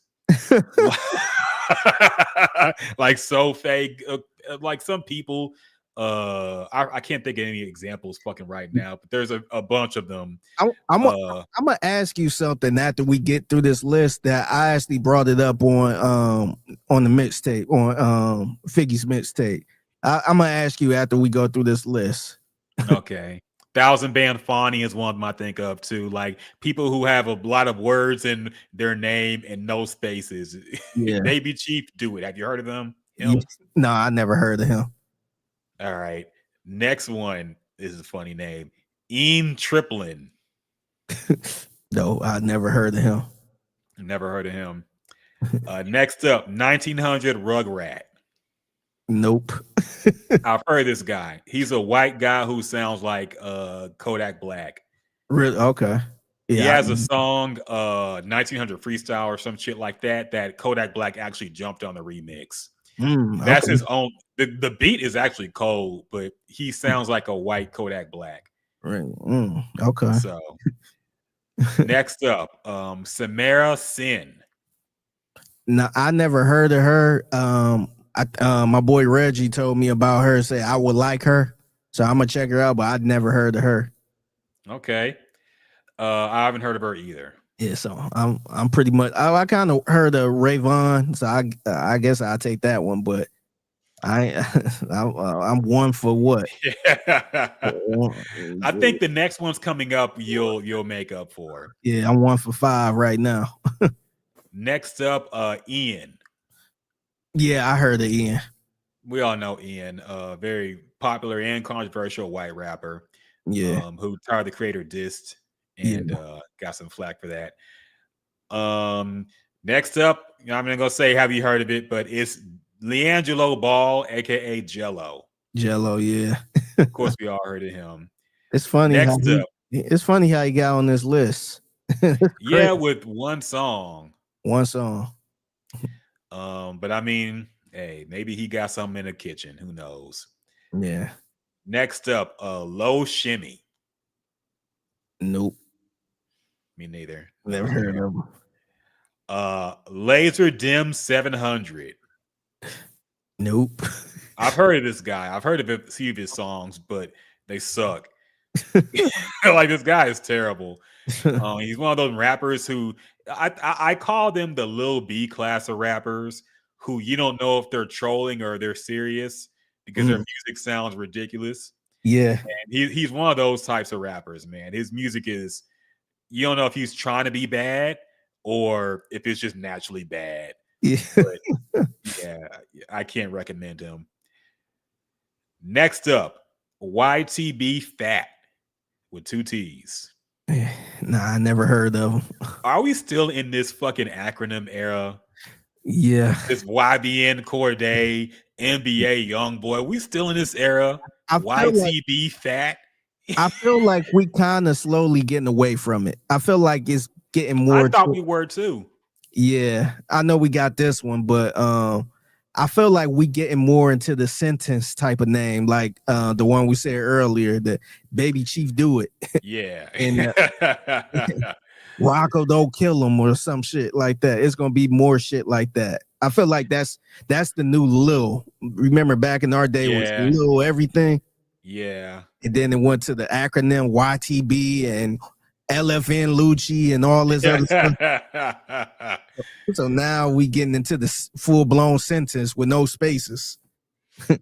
Whenever I see the acronym, I think of, remember you play Call of Duty and there are people in the clans, they have the clan tag. So it'll be like X2Z Cyber Killer or some shit like that. They would have their clan name in their gamer tag. Yeah. And if you joined a clan, you have to put that in your name. Yeah. So that reminds me of some Call of Duty goofy shit whenever I see like a YTB or NBA or CBN or whatever the fuck. Next up, Nino Paid. Nino Paid, nope. Me neither. Haven't heard of him. Okay, I guess this is not his actual name, just 10th spot winner. EBK Jabo. Nah. And producer Cardo Got Wings. How is he considered a freshman? Has he been around for a long time? Really? I never even heard of him. He did a few big songs, but I thought he was kind of older and had been around for a long time. So I don't know. But anyway, that is your XXL freshman list. Personally, I had actually heard of a few more than I thought I would, which I don't know if that's me having bad taste now, trying to look young again. But a few of their songs comes up on your algorithm. If you play like some newer rappers, you will hear some of these rappers' songs come up. But for the most part, we haven't heard of any of these dudes. Yeah. So on the show during my segment, I had John Lopez read off these names, and it was hilarious because he was trying to pronounce these names and all that stuff. So I went back because I was sitting there thinking, I'm like, man, why are the names like this? Like, what's up with these names? I feel like the names are kind of whack a little bit now. And then so I decided to go back to 2010 to the double XL list on 2010. And let me find it real quick. I'm gonna read you these names. Just see how smooth these names sound. Maybe I could be living in the was living in the moment. Maybe these names were a little I guess contradiction, a little crazy. So you got J. Cole, Hill, Nipsey Hussle, Freddie Gibbs. Nipsey Hussle was a crazy name back in it sounds a lot because we know him, but think about the first time you heard Nipsey Hussle, you probably thought it was a joke. Yeah, because everybody, especially white people, always go to Nipsey Russell or but Nipsey. You had Nipsey Hussle, you had Freddie Gibbs, Big Sean, Wiz Khalifa, OJ the Juice Man, J Rock, Fayshawn, and Donis. Now we have to be honest, man. What up, David? See you in the Twitch chat, man. What's going on, bro? We're talking about the XXL, the newest freshman, and we're comparing it to 2010 in terms of just how the names sound. And if we're being fair, I think the first time, if you know the reason these names sound better is because we know them. Yeah, I think the first time you hear these names, you think it sounds crazy too. Yeah, but I was thinking Big Sean sounds such a boring ass name. Big Sean. That's it. Yeah, but see, that was a little bit of the point though, because like just imagine you announcing these guys on stage. Let's say you was the MC, you announcing these guys. Coming up next, we got Big Sean, or coming up next, we got J. Cole, we got J Rock. But now just look at these different names. Coming up next, we got Baby Chief Do It. Coming up next, we got 900 Rug Rack. I don't know. It's just kind of like I kind of think about if you in that camp and if me and you around, you might be like Figgy or Fig or something like that. Like, what are you calling 900 Rug Rat? Are you calling a Rug Rat or like what is this name? What do you address him as? Okay, now going back, what are you calling OJ the Juice Man? You might say OJ, right? He might. I mean, his real name is. There is a one way more famous OJ that we refer to as OJ. I don't think anybody, when they say OJ, they think of the Juice Man. But I mean, but his real name is Otis Jr. though. So in the hood, they probably do call him OJ. But he went by OJ the Juice Man as an artist. The point is that it sounds stupid, man. Like, OJ the Juice Man. How does that sound calling it out? Coming up next, OJ the Juice Man. It sounds better because we know him. But think about the first time you heard this name and you heard him rap, which was even worse. Yeah. But yeah, I mean, look, I could see myself on stage saying, coming up next, we got OJ the Juice Man. I like just imagine trying to say coming up next, we got Laser Dim 700. Yeah, okay. Like, is that a group? Like, is that a group? Like, it sounds like a fucking vacuum cleaner, man. I just got the Laser Dim 700. You know what, man? Fair enough. Yeah. Yes, like I said, we could be living in the moment too, where back then they were laughing at, and hell, we were laughing at Lil Baby and Da Baby and Young Thug and all that stuff. So it sounds pretty normal now, and maybe these names will sound normal too. But I'm just like Nino Paid. It sounds bad. Low Shimmy. Like that sounds like a band. That sounds like a boy band. Tripling.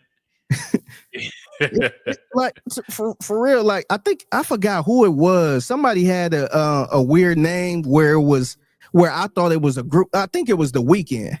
It was The Weeknd. I thought it was a group for the longest. I didn't realize it was one person.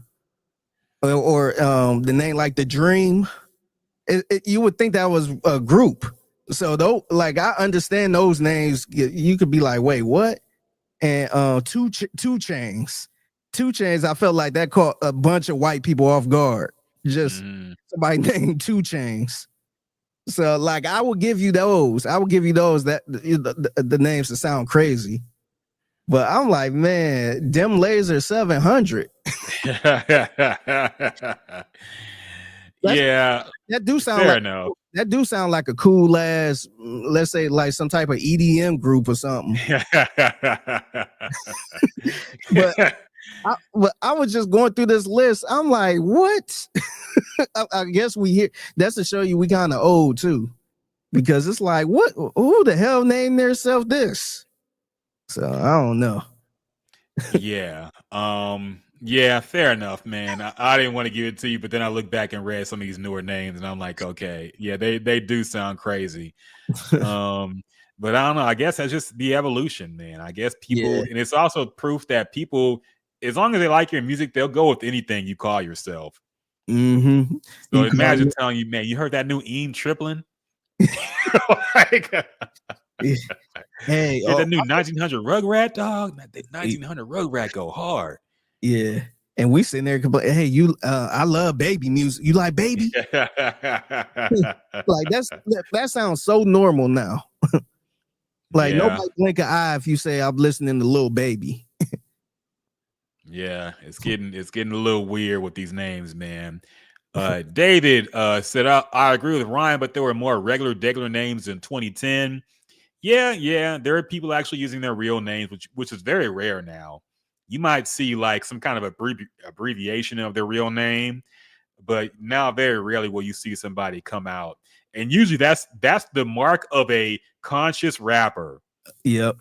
Somebody coming out with their real name. Yeah, Kendrick Lamar, J. Cole, Wale. J. Cole, even Big Sean. Yeah. You know, anybody using their full name, first or last, or both, or abbreviated, that's a sign of a conscious rapper who take me seriously, guys. Yeah. I got bars. Yeah. Kanye West. Yes. Yeah. That's different, man. He also says, how do y'all feel about the name Bob Dylan? I've heard of this guy now because he's gone viral. This is the guy who went to was it Glastonbury, some kind of fucking big ass concert, and basically said death to the IDF, and they revoked his fucking visa and sent him and his band back to Britain. Oh damn. But he's like this black rock artist. I think they're a band called Bob Dylan. And they got in a lot of controversy because he said that about the IDF. And actually, some of his songs sounded pretty good. It is British. So sometimes he'll be talking and like the accent just throws me off.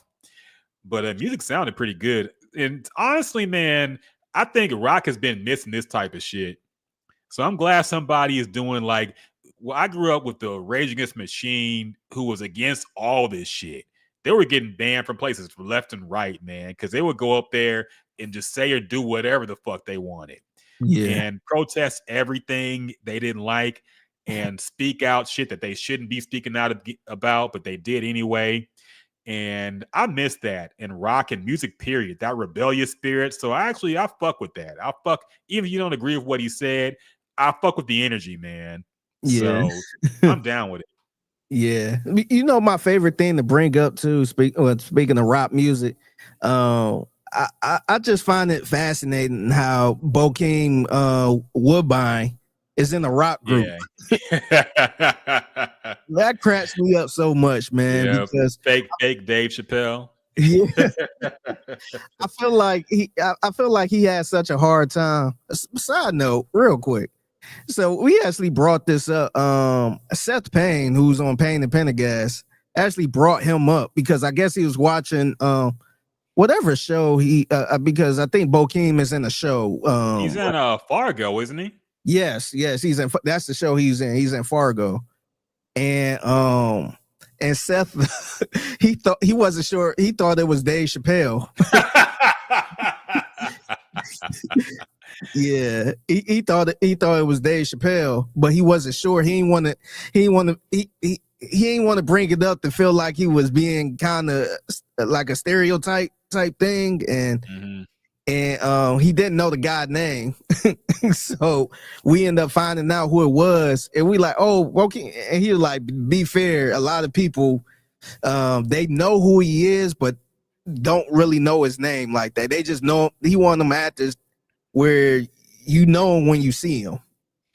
And yeah, and he do kind of look like Dave Chappelle. That's kind of the joke online. But as Dave Chappelle gets older, he looks more and more like Bokeem Woodbine. To be honest, it's really not fair because Bokeem has been around a lot longer. Years, Bokeem was in the fucking the I Ain't Mad at You video with Tupac. Yeah. He was years before Dave Chappelle was anybody. Bokeem was first. Yeah. And it's really unfair that Dave Chappelle come and now everybody call him a knockoff Dave Chappelle. Yeah. I'm like, man, he's been in the fucking game since 96. Yeah. I think the first thing I seen Bokeem in was it was the movie Jason's Lyric. Yeah. I'm looking up his stuff now. I think he made this, I want to say he made his debut in shoot. Where it was Spike Lee's movie Crooklyn. Mm-hmm. So that was 94.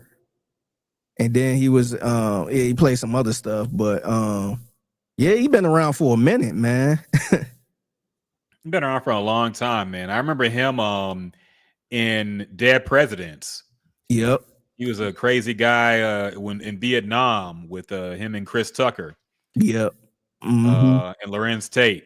So yeah, he's been in a lot of stuff, but he is one of those guys who you don't know their name, but you did know the face. Like, oh, he's been in everything. Yep. But then Dave Chappelle blew up, and now everybody's like, "Oh, you look like Dave Chappelle." It's like, no, actually, Dave Chappelle looks like Bokeem Woodbine. But yeah. and also, by the way, his the name of his rock group is pretty good. It's a cool name. 13 Purple Dragons. That's the name of the group. But yeah, it's crazy. It's actually pretty dope that he's still getting some really good gigs too, man. He had a really good career. Dog, I say the same thing with Ice-T. Ice-T is in a rock band and they've been performing for fucking decades, man. And they do like sold out shows overseas and shit. Yeah, I think forget what they're called, Bodies something. Yeah, he won a Grammy a couple years ago. And that's when that was the first time I found out. Body Count. That's right. Body Count. Is really? Okay. Yeah. That's the first time I heard he was in the rock group. When they say he won a Grammy, I'm like, what?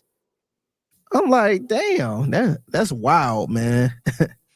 Dog. And they were been around since 1990. They have been around for a long time. And he's still doing gigs, and a lot of people don't even know that. Still to this day, people don't know. They know about him being a rapper and more so an actor now than anything. Yeah, a lot of people don't know he actually has a rock band that's really popular. Yeah, what's crazy is I feel like all he do is act on Law and Order. I don't see him on nothing else. It's just straight up Law and Order, and then he do that rock band shit. Yeah. David brings up Cop Killer was a Body Count song. It's a trip. Yeah, that was a song that like made the music industry get the parental advisory sticker. That was one of the songs. That was one of the songs that people were outside of the music label stomping the CDs. You see the video of people being mad about lyrics and all this violence in the music. And that was one of the records they were stomping out was a Body Count. Yeah, Cop Killer song. And yeah, I think that was one of the songs, one of the main songs that pushed the industry to put the parental advisory sticker on albums. So yeah, crazy, man. Yeah, damn, that's crazy, man.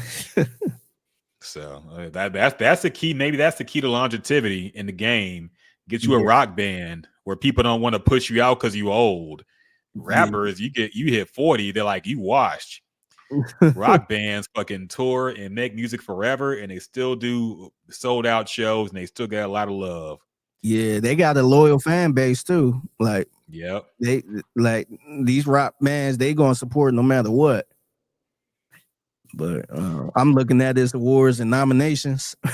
Ice-T, he won a Grammy for I guess best rap performance by a group or a duo back in '91.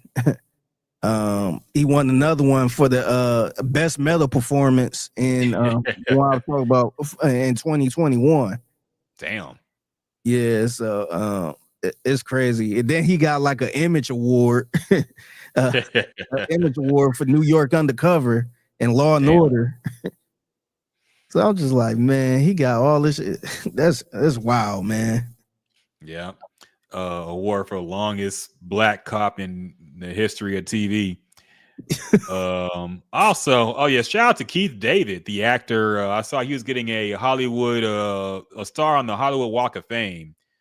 Congratulations to him, man. Deserved it. I heard it's something you have to pay for, which kind of takes out the allure of it, I guess. Oh, I didn't know that. Yeah, it's something you got to pay for, man. I don't think it's something they just vote and give you. But still, shout out to him, man. He deserves more recognition for his acting and his voice acting. Yeah, he's done a lot of classic shit. So he's kind of up there. I wouldn't say he's that far down as far as like actors when you see. But he was kind of there at some point where you'd be like, oh, I know who that is, but because he played and everything, but you don't really know his name. I feel like he definitely like Keith David. Keith David now, I would think. But just being younger and just seeing him and everything, like I know who he is, I know his voice, but it wasn't like what's the guy with the greatest voice? I'm blanking on his name. Wait, greatest voice? You like James Earl Jones? Yeah, I'm thinking about. Yeah, that's what I was thinking about. Yeah, because everybody know the James Earl Jones voice and just the name of it. But I feel like Keith David was getting slept on, man. Yeah, he was, man. I think it's the fact that, and also Uncle Phil, the guy who I think James Avery is his name. Yeah, he's a good voice actor too. He played Splinter, I think, Shredder in the Ninja Turtles cartoon. Oh, okay, I didn't know that. I think it's a lot of people who do the voice acting stuff. If they do like cartoons, it kind of gets overlooked because it's for kids. But I grew up on them cartoons, man. Like Gargoyles with Keith David doing the Goliath voice. It just stuck in my head, man. He also did the voice of Spawn in the HBO show, the cartoon for Spawn. So, yeah, man, very talented voice actor, very great baritone sounding voice. I'm trying to get my voice like that, but it's not going to happen. Yeah, I think he did some video games too. He did a lot. He did Halo 2. He was the main character alien. So in Halo 2. So yeah, he's done a lot, man. Yeah, damn. Also speaking of actors, RIP to Michael Madsen.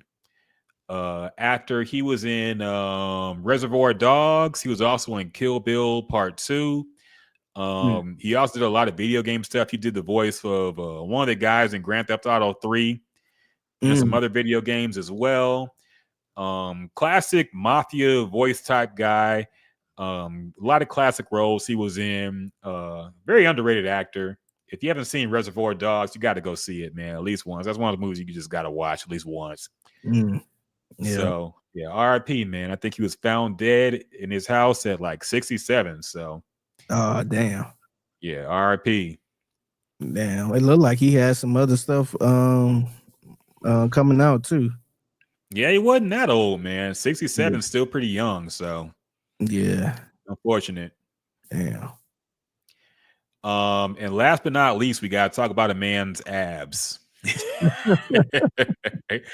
We got to chime in on the great ab debate of 2025, Abgate, as people are calling it, I guess. So Drake posted a selfie of himself shirtless, and it was a mirror selfie, and the counter right by the mirror is like a bunch of empty alcoholic beverage glasses and bottles. I don't know what kind of party was going on there where all that shit got drunk, but people are focusing on his midsection again that he posted. Now we know the allegations that was also brought up during the beef with Kendrick about having surgery, going to Dr. Miami or whoever did it, and getting fake abs. Dr. Jung. Oh. Yeah. So, number one, Figgy, what is your opinion on fake abs with men or any kind of male cosmetic surgery of that magnitude? And what do you think about Drake's selfie showing it off to people? And do you think it's worthy of the criticism or are people going too far? I mean, what I feel about the fake abs and stuff, honestly, I'm not even mad at it, man. I ain't about to sit here and be like, oh, that's stupid. I would never do all of that, especially when you got women that's out here pretty much getting the same type of surgery. But my thing is, I'm a critique it just like we would critique somebody's BBL. Like, if it looked good, it's like, damn, it looked good. If it don't, then we gonna criticize it. And I feel like with Drake, honestly, I didn't really zoom in to try to see and all this other stuff because I seen it when he posted it in real time. Didn't think nothing of it. But when people start breaking it down, I was just like, damn, I guess that is a good point. Because when you look at his arms, it seemed like he don't work out at all. Because you could tell, you be in the gym, you could kind of tell people that's actually working out because everything kind of flowed together. Because you ain't just about to get no abs and not do any other workout. Like, I don't care what you do, you gotta lift weights, you gotta do all type of different stuff and different workouts. And if he had the shirt off and you could see his shoulders, like you could tell in the shoulders, you could tell in the arms. And the size and all that stuff, like then I feel like then it will make sense. But it seemed like I said, it seemed like he don't work out at all and just decided to get some abs. And it just kind of it don't look genuine, man. And I'm not saying men shouldn't get it at all. Maybe I feel like if he was working out consistently. And maybe because, look, I'm somebody that was working out. And no matter what I did, I couldn't get no abs. Like, my abs was showing. Like, my chest, arms, shoulder, everything would be on point. It's just the stomach. That was the part that was fucking me up, man. So, like, if he was doing that and decided to get some abs or something like that, I wouldn't even be mad at it because, he doing everything. And if it looked right, cool. But it just seemed like just imagine somebody like me right now that don't work out like that. Try to get some abs, and that's the only thing that's just showing. But my arms look weak as hell, like I never lifted a weight in my life, and nothing else have any tone to it outside of my abs. So I think that's the part that kind of get me with it. It's like, damn, you ain't even trying to hide it at this point. Yeah, part of me feels like people went overboard on the picture because of the Kendrick beef. Before people made fun of his abs, it wasn't this level of people. I think they went overboard with the critique.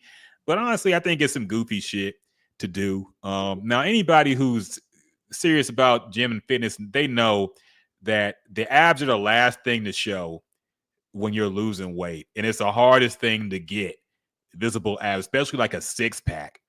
You got to have like the 2% body fat damn near to have visible abs. Now, everybody has abs. You just to see them visibly and get that cut look. It's a lot of dehydration that goes to that too. A lot of people who you see with the in a shirtless in a movie scene, they'll talk about how they didn't drink any water or eat any food for like 2 days or some shit to get that cut look. It's hard to maintain, man. It's very difficult. I do think Drake works out, but I don't think he has the time enough to be like a serious gym rat. He's doing too much. He has too much going on in his life. He's not going to be in the gym 24/7. Plus, he's almost 40. So I know how tough it is getting older and keeping the same physique and keeping the same look, also the same discipline, or more discipline now because you can't get away with eating and drinking whatever the fuck you want and just work it out and then you good. Nah, yeah, it's lifestyle change you got to make at a certain point. And I don't think Drake is there, especially with the picture, all the fucking alcohol, man. I'm sure he still drinks. So, look, he's not going to be able to get visible abs on his own with his lifestyle. I'm pretty sure. Yeah. You could tell he don't work out as often though. Like even looking at somebody like a Kendrick Lamar, who is he kind of joked about with the push-ups and all that stuff. You can kind of tell, sometimes like in the shoulders and all that stuff, you could tell he work out. He might not show it all, but you could tell somebody that's actively working out all the time. And like personally, when you could kind of tell somebody working out just by dapping them up too. Sometimes you dap them up and it kind of got that strong shoulder a little bit. You could kind of tell. And I don't know, maybe Jake is. I saw him do some videos running and all that stuff. So maybe he just started. I don't know. So, I don't know, but you could kind of tell in somebody's neck. Sometimes you can tell in their cheekbones a little bit how they just kind of look a little strong without trying to look strong. And he really don't have that. He just kind of got the abs. We're just like, what? And they not like some abs that just skinny niggas have, where you just so skinny, you just see the abs. It's like he just been doing a million crunches and that's all he been doing. It's just like those are elite abs. And it's like, man, it's people that work out that don't have elite abs like that. Yeah. And the thing is, man, I think Drake is an old head like us, and he grew up looking at the R&B artists of our day, like a Tyrese and a Tank and D'Angelo, all these niggas that were shirtless and cut up. And I think he sees that as being an R&B star. Also, and you don't even see that with movie stars that much anymore. Yeah. You'll see maybe with Michael B. Jordan and Creed, he'll work out a lot and be on steroids, of course, so he'll be cut up. But in general, you don't see a lot of the Hollywood male stars do a lot of shirtless scenes where they just look ripped as hell. It used to be back in the day with Brad Pitt, Tom Cruise, all them dudes. You would see them in a few movies where they just shirt off, look cut. You don't see that really anymore with male actors and singers and rappers and whatever. Yeah. So that's a very early mid 2000s type of mentality that look at my sexy body, y'all. Look. I don't think the newer entertainers really on that type of shit no more.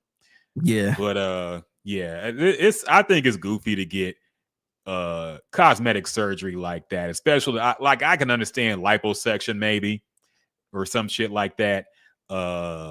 But the fake abs is a bridge too far for me, man. I think that's just silly. Yeah, just getting fake muscles, period, is just people want to compare it to BBLs. But look, if you don't have a fat ass, you ain't never gonna get a fat ass in general. Some women are built where they'll get fat everywhere but their ass. Then what other option do you have? But as men, like, we can work out. We can get muscles. We can get ripped if we really wanted to. So getting fake abs, getting like fake muscles, period, or any kind of fake whatever cut look you're trying to get. Big Sean did it too. People pointed it out. Big Sean got fake abs. It looks silly, man. It looks really goofy. I don't know any women that are really into that. Yeah. Like I'm sure they can tell it's fake. Yeah. So they probably look at you. Think about how a woman gonna look at you when you say, "Yeah, I went to the doctor, man. Went to the surgeon, got cut up." Any woman gonna respect you going getting cosmetic surgery as a man? Nah, I don't think so. I don't think so. If you could get some type of cosmetic surgery without being judged, what would you get? What's something you would get? Probably lipo, man. Probably just around, because there's a stomach. Like, I was a real fat kid, and even when I lost weight, there's like a layer of fat that I just can't fucking get rid of, man. And I'll probably have to starve for several months to get lean enough to where you don't see it as much. But I'll probably just get lipo on the stomach area if I could without being judged. But Yeah. anything else, I'm not gonna get no fucking fake muscles. I'm not gonna get fake abs, man. Would you get a hairline if you could get some type of No, you embrace no, the bald? no. I'm embracing it, man. I'm not gonna get no. I've seen them, the fake hair, the fake hairline, the hairline restoration and all that shit. I'm not doing it. Would I you made a choice to chop it off. I'm not going back. what about a beard? Would you embrace getting like a beard? Like No. No, that's gay too. Like, a fake beard? No, without man. being judged, man. You ain't being judged for it. No, I can't do it. Yeah. I can't look at myself in the mirror, man. It's not about everybody else. It's about me. Getting like a woman taking off her wig. You gotta get on the mirror and fucking take your beard off. Can't do it, man. Yeah. David said we gotta start accepting bald and balding men as. See, that's the thing, man. Back in the 90s, because that's where my reference comes from. Bald niggas were in. It was cool to be bald in the 90s. It was people shit bald and they had hair. Yes, that's where I was about to go with it, man. Some people wanted to go bald, and they had a hairline. Yes, there was no bald jokes. That's a recent new nigga thing, man. Because back in the day, Jalen Rose was bald. Now he got a full head of hair somehow, but he was bald in the 90s in the fucking Fab Five era, man. Who else? Michael Jordan, of course, was one. Tupac, Onyx, DMX. So many people were bald, and it was cool. Yeah. Now people treat bald like there's all these bald jokes and everybody want to get hair after they go bald. Nah, man, let's bring the 90s back. Fuck it. Bald is beautiful. Yeah. Bring it back, man. Yeah. Now, I never had a problem with like the bald scene. I had an issue with people not wanting to let go. Yeah, that's the toughest thing. Yeah, and look, who am I to say? Like, I can't sit here and say it. One little spot where you thinning out, you just go bald. But yeah, no, I have an issue with people try to do everything but go bald, man. Where I'm like, man, just take it all off, man. You like just embrace it, man. Ain't no point to keep trying to save it and pushing the hairline even further back. And don't go George Jefferson and all this other stuff. Just take it off, man. Just go bald. Yeah, I don't want to go back to having to go to a barber, man, and all that shit. It was very liberating to shave it off. First you're nervous about how you're gonna look with the bald head, but I think honestly, man, the main thing is not to be sloppy and bald. That's why I work out. That's why I try to stay in the gym, because I don't want to be like 350 and bald. That's just a bad look. I think if you try to keep yourself in shape and the bald hair, you can pull it off. Yeah. But it's tough now. People are starting the tide has turned against bald people. And now we got people making bald jokes and say baldy and all this shit. Yeah. It used to be like that, man. I think the worst is being bald and having no facial hair at all. Yeah. The LL Cool J. Yeah. Like, I don't see it. Like me, like I can't grow. I tried to grow a beard recently. I just cut it off. But I can't. For me to be bald, I gotta have a beard or something. Mustache, beard. I gotta go that route, man. I can't be bald and had no facial hair at all, man. You look like a bowling ball with teeth, man. The reason they do that is because you see what's happening here, man. You get the gray hairs, and they don't want to show the gray, so they just shave everything off. Yeah. And yeah, it's okay to have some gray, man. People know you old. Yeah. They already see you bald. Yeah, and women actually like that a little bit, a little gray. Yeah, like a little salt and pepper, man. Yeah. That might be about it, man. On that sus conversation, we might have to go ahead. I got one more thing. I just thought about this. Go ahead. Where do you think LeBron James is going? Apparently, it looked like he might be on his way out of LA. He's going home to his couch. Does anybody want LeBron James at this point? I mean, I'm sure there are small markets that would take him because they ain't got shit going on. But like, as far as contenders go, would anybody want LeBron? they keep showing the Cavaliers, man, which I hate. I fucking hate. Don't do it again, man. I Yeah. don't even think Cleveland fans want him back. They were doing so good without him. Yes, and Blow it up and bring him back. That's the thing, man. You got some Cleveland fans that's on board with it. But I'm like, man, like, let's not even go down that route, man. Because look, I would take LeBron if he was a free agent or something like that, and he can hop on without giving everybody up or gutting the team. But you gotta gut the damn team to get him at this point, man. They were showing all the people you gotta move just to get them. Dog, you gotta move 2 people out your starting lineup, somebody else. I want to say 2 bench players or something like that, or 3 people out the starting lineup and a bench. It's just like, man, like, what's the purpose of doing this at this point? Like, nah, man. LeBron, he opted into his contract, man. Mm-hmm. So now, if he really wanted to go somewhere else, he would have opted out and went somewhere else. But nah, he wanted that 56 million or whatever it was. So I'm like, man, I'm not like, I wouldn't trade for him, man. Unless it's like a Kevin Durant type of trade where you don't really give up as much. But that ain't gonna happen. The thing that kills me with him is that, okay, I understand taking the money and like, fuck it, y'all offer this money, I'm taking it. 56 million. What kills me is how mid-season he be throwing all these passive-aggressive shots at the front office, trying to say we need to be contending. Well, why can't we contend, man? Maybe because we got a 40-year-old taking up half the cap who want to fucking start still and do all this bullshit. Like, come on, man. It's got to be either or. Either he cashes out and just enjoys the retirement ride, or he takes less money and tries to contend for one final championship. Yeah. He can't have it. He wants it both ways, and you can't do that. Yeah. Yeah. That and see, that's my issue. Now, if he declined that player option and was free to go anywhere, I'd be like, hell yeah. Perfect fit for the Cavaliers. You ain't got to give up nobody. He probably take the minimum or whatever, the veteran minimum and all that shit. Hey, let's go out on top, man. Like, end your career by winning another championship in Cleveland. I'm down with that. But nah, man, you about to trade. So you be trading all these players for maybe a LeBron for a year. Mm-hmm. And these other players still going to be playing probably for the next 5 to 10 years. I'm like, nah, man, you about to do all that. It ain't man. enough. You got to bring in people he wants. You got to make moves that he approves of. Yeah. You got to get him a team. You got to play LeBron ball when you bring LeBron in.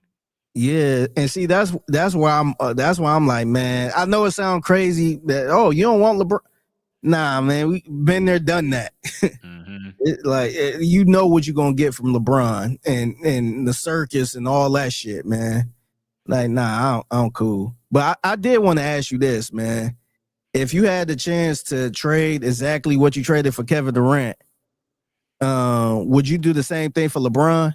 No. Or would you rather, if it costs the same amount, just Jalen Green, Dylan Brooks, and some 5th round picks for LeBron? Would you do LeBron or KD? KD over LeBron? Yeah. Yes. I just don't want the LeBron drama, man. I think KD is not a lot younger than LeBron, but he is younger than LeBron. He will be playing likely after LeBron retires.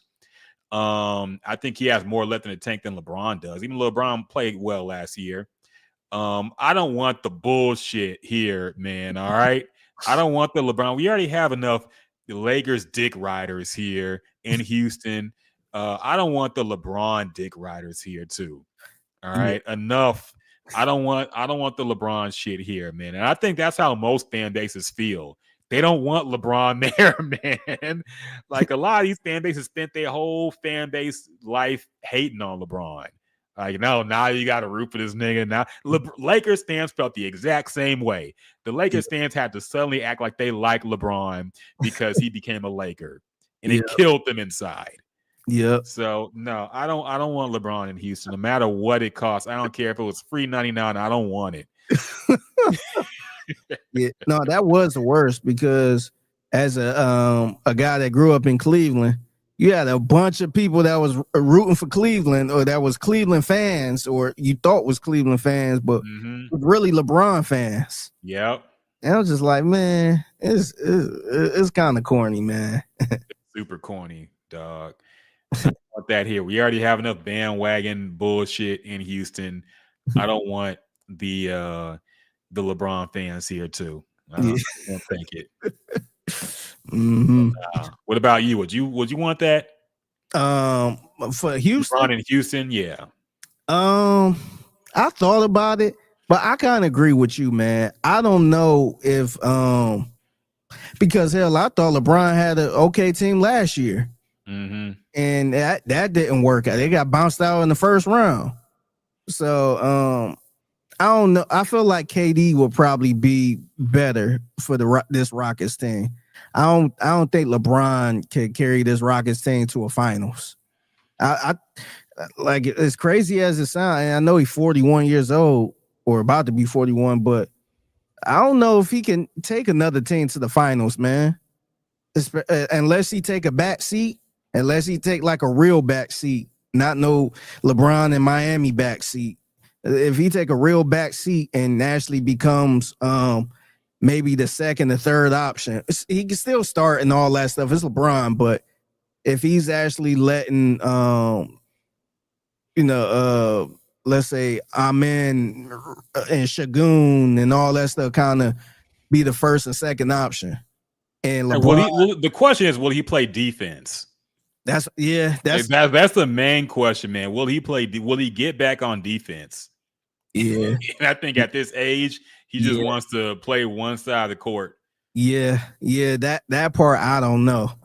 But if he was like the third option and was still giving you like a good 22 to 25 point, he could still give you 22, 24 points a game type thing. Now I think it could work, but I just don't know if he's that. I don't know if he's that type of player. I feel like KD it kind of play better that way without all that pressure. That's why I feel like he was good in Golden State. Because he wasn't like the vocal point. He was the best player on the team, but they treated him like he was the second option, second or maybe third option. Like you had Curry as like the number one guy, you had Klay Thompson who could shoot, and then Kevin Durant would just give you like 38 to 40 points and shit. And so it was kind of easier for. So I think that alone, I think Kevin Durant would be better as a Rocket than LeBron. I don't know if LeBron could actually do that. Nah. I don't. Yeah, I don't. Nah, we don't need LeBron here. I don't know anybody. And I did see that how basically people were talking about how it's weird that nobody wants LeBron. Kind of the same way when Bill Belichick got fired from New England and nobody wanted him. Yeah, that's a crazy thing to think of. Like even 5 years ago, that when Bill Belichick got fired, nobody would want him. Yeah, LeBron might leave and nobody wants him. Yeah, I think the part of that too is like you got LeBron. It's not like LeBron is open to do anything. He's kind of being a little bit of Kaepernick, where it's like, I'm not signing with anybody. Or unless I start, or he got all of these different things. Like he could easily just hop on the team if he really wanted to, but he pushing all these agendas like he want to start. It's like, dog, you ain't starting over some of these players right now, man. You gotta start from square one at this point. So I think LeBron is kind of in that situation where he want to go to a place where he could contend for a championship. It's like, well, it's only a few places. And he also want to be Finals MVP. Yeah, it's like it's not gonna happen, man. Yeah, so you want to go to a place where you could contend for a championship. You want to keep your $56 million, and like it's only a few teams that can fucking accept you, first of all, without blowing up the team. So it's like you can't have it, like you said, you can't have it both ways, man. Like you either take this 56 million and just play and get your money, or either say fuck this money. I made $1 billion already, so let me go out and try to get a championship. So I don't think it's a way you could just get both like that. Yeah, man. Send him and his son to Charlotte. Let them ball out with fucking LaMelo. Get something out of them, man. Yeah, that'd be funny too, because like if he do get traded, you got to throw in Bronny in there.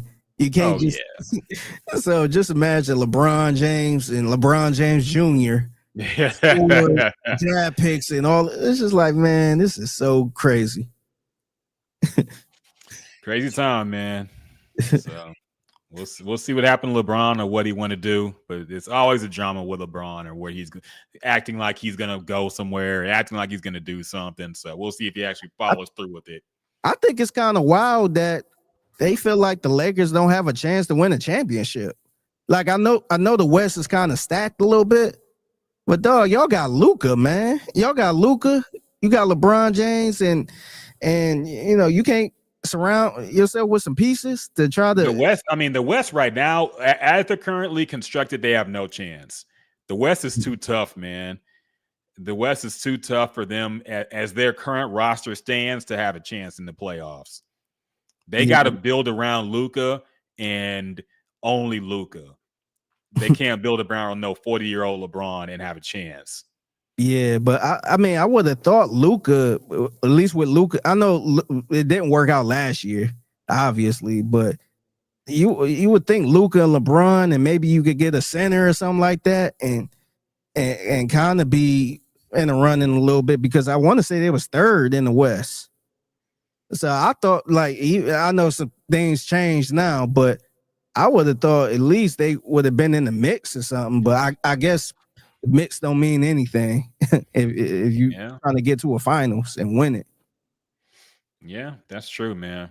Well, we'll see what they do, man. It's supposed to be a insane offseason according to Shams, even though it really hasn't been outside the KD trade. Yeah. So we'll see if anything crazier happens, but I don't know, man. Yeah.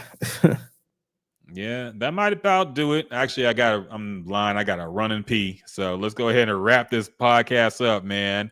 Appreciate everybody who came by and chopped it up with us. Make sure you listen to Figgy, of course, Figgy's mixtape, Sports Radio 610 and The Loop, 10 to 2, Figgy's mixtape at 1:20, Monday through Friday. Make sure y'all tune into that. And next week we won't be on Friday because Rocket got some things to do. But the Clipse album come out Friday. We're gonna review it on Saturday. We're gonna do a quick little review of the Clipse podcast or the Clipse album. Exactly. We'll do a special edition podcast on Saturday talking about the Clipse album and just our thoughts about it. So make sure y'all tune in for that. Anything else crazy that happens over the weekend. I hope y'all have a great July 4th weekend. Stay safe. Have fun. Eat some good food. Drink some good beer. You know how it goes. And until next time.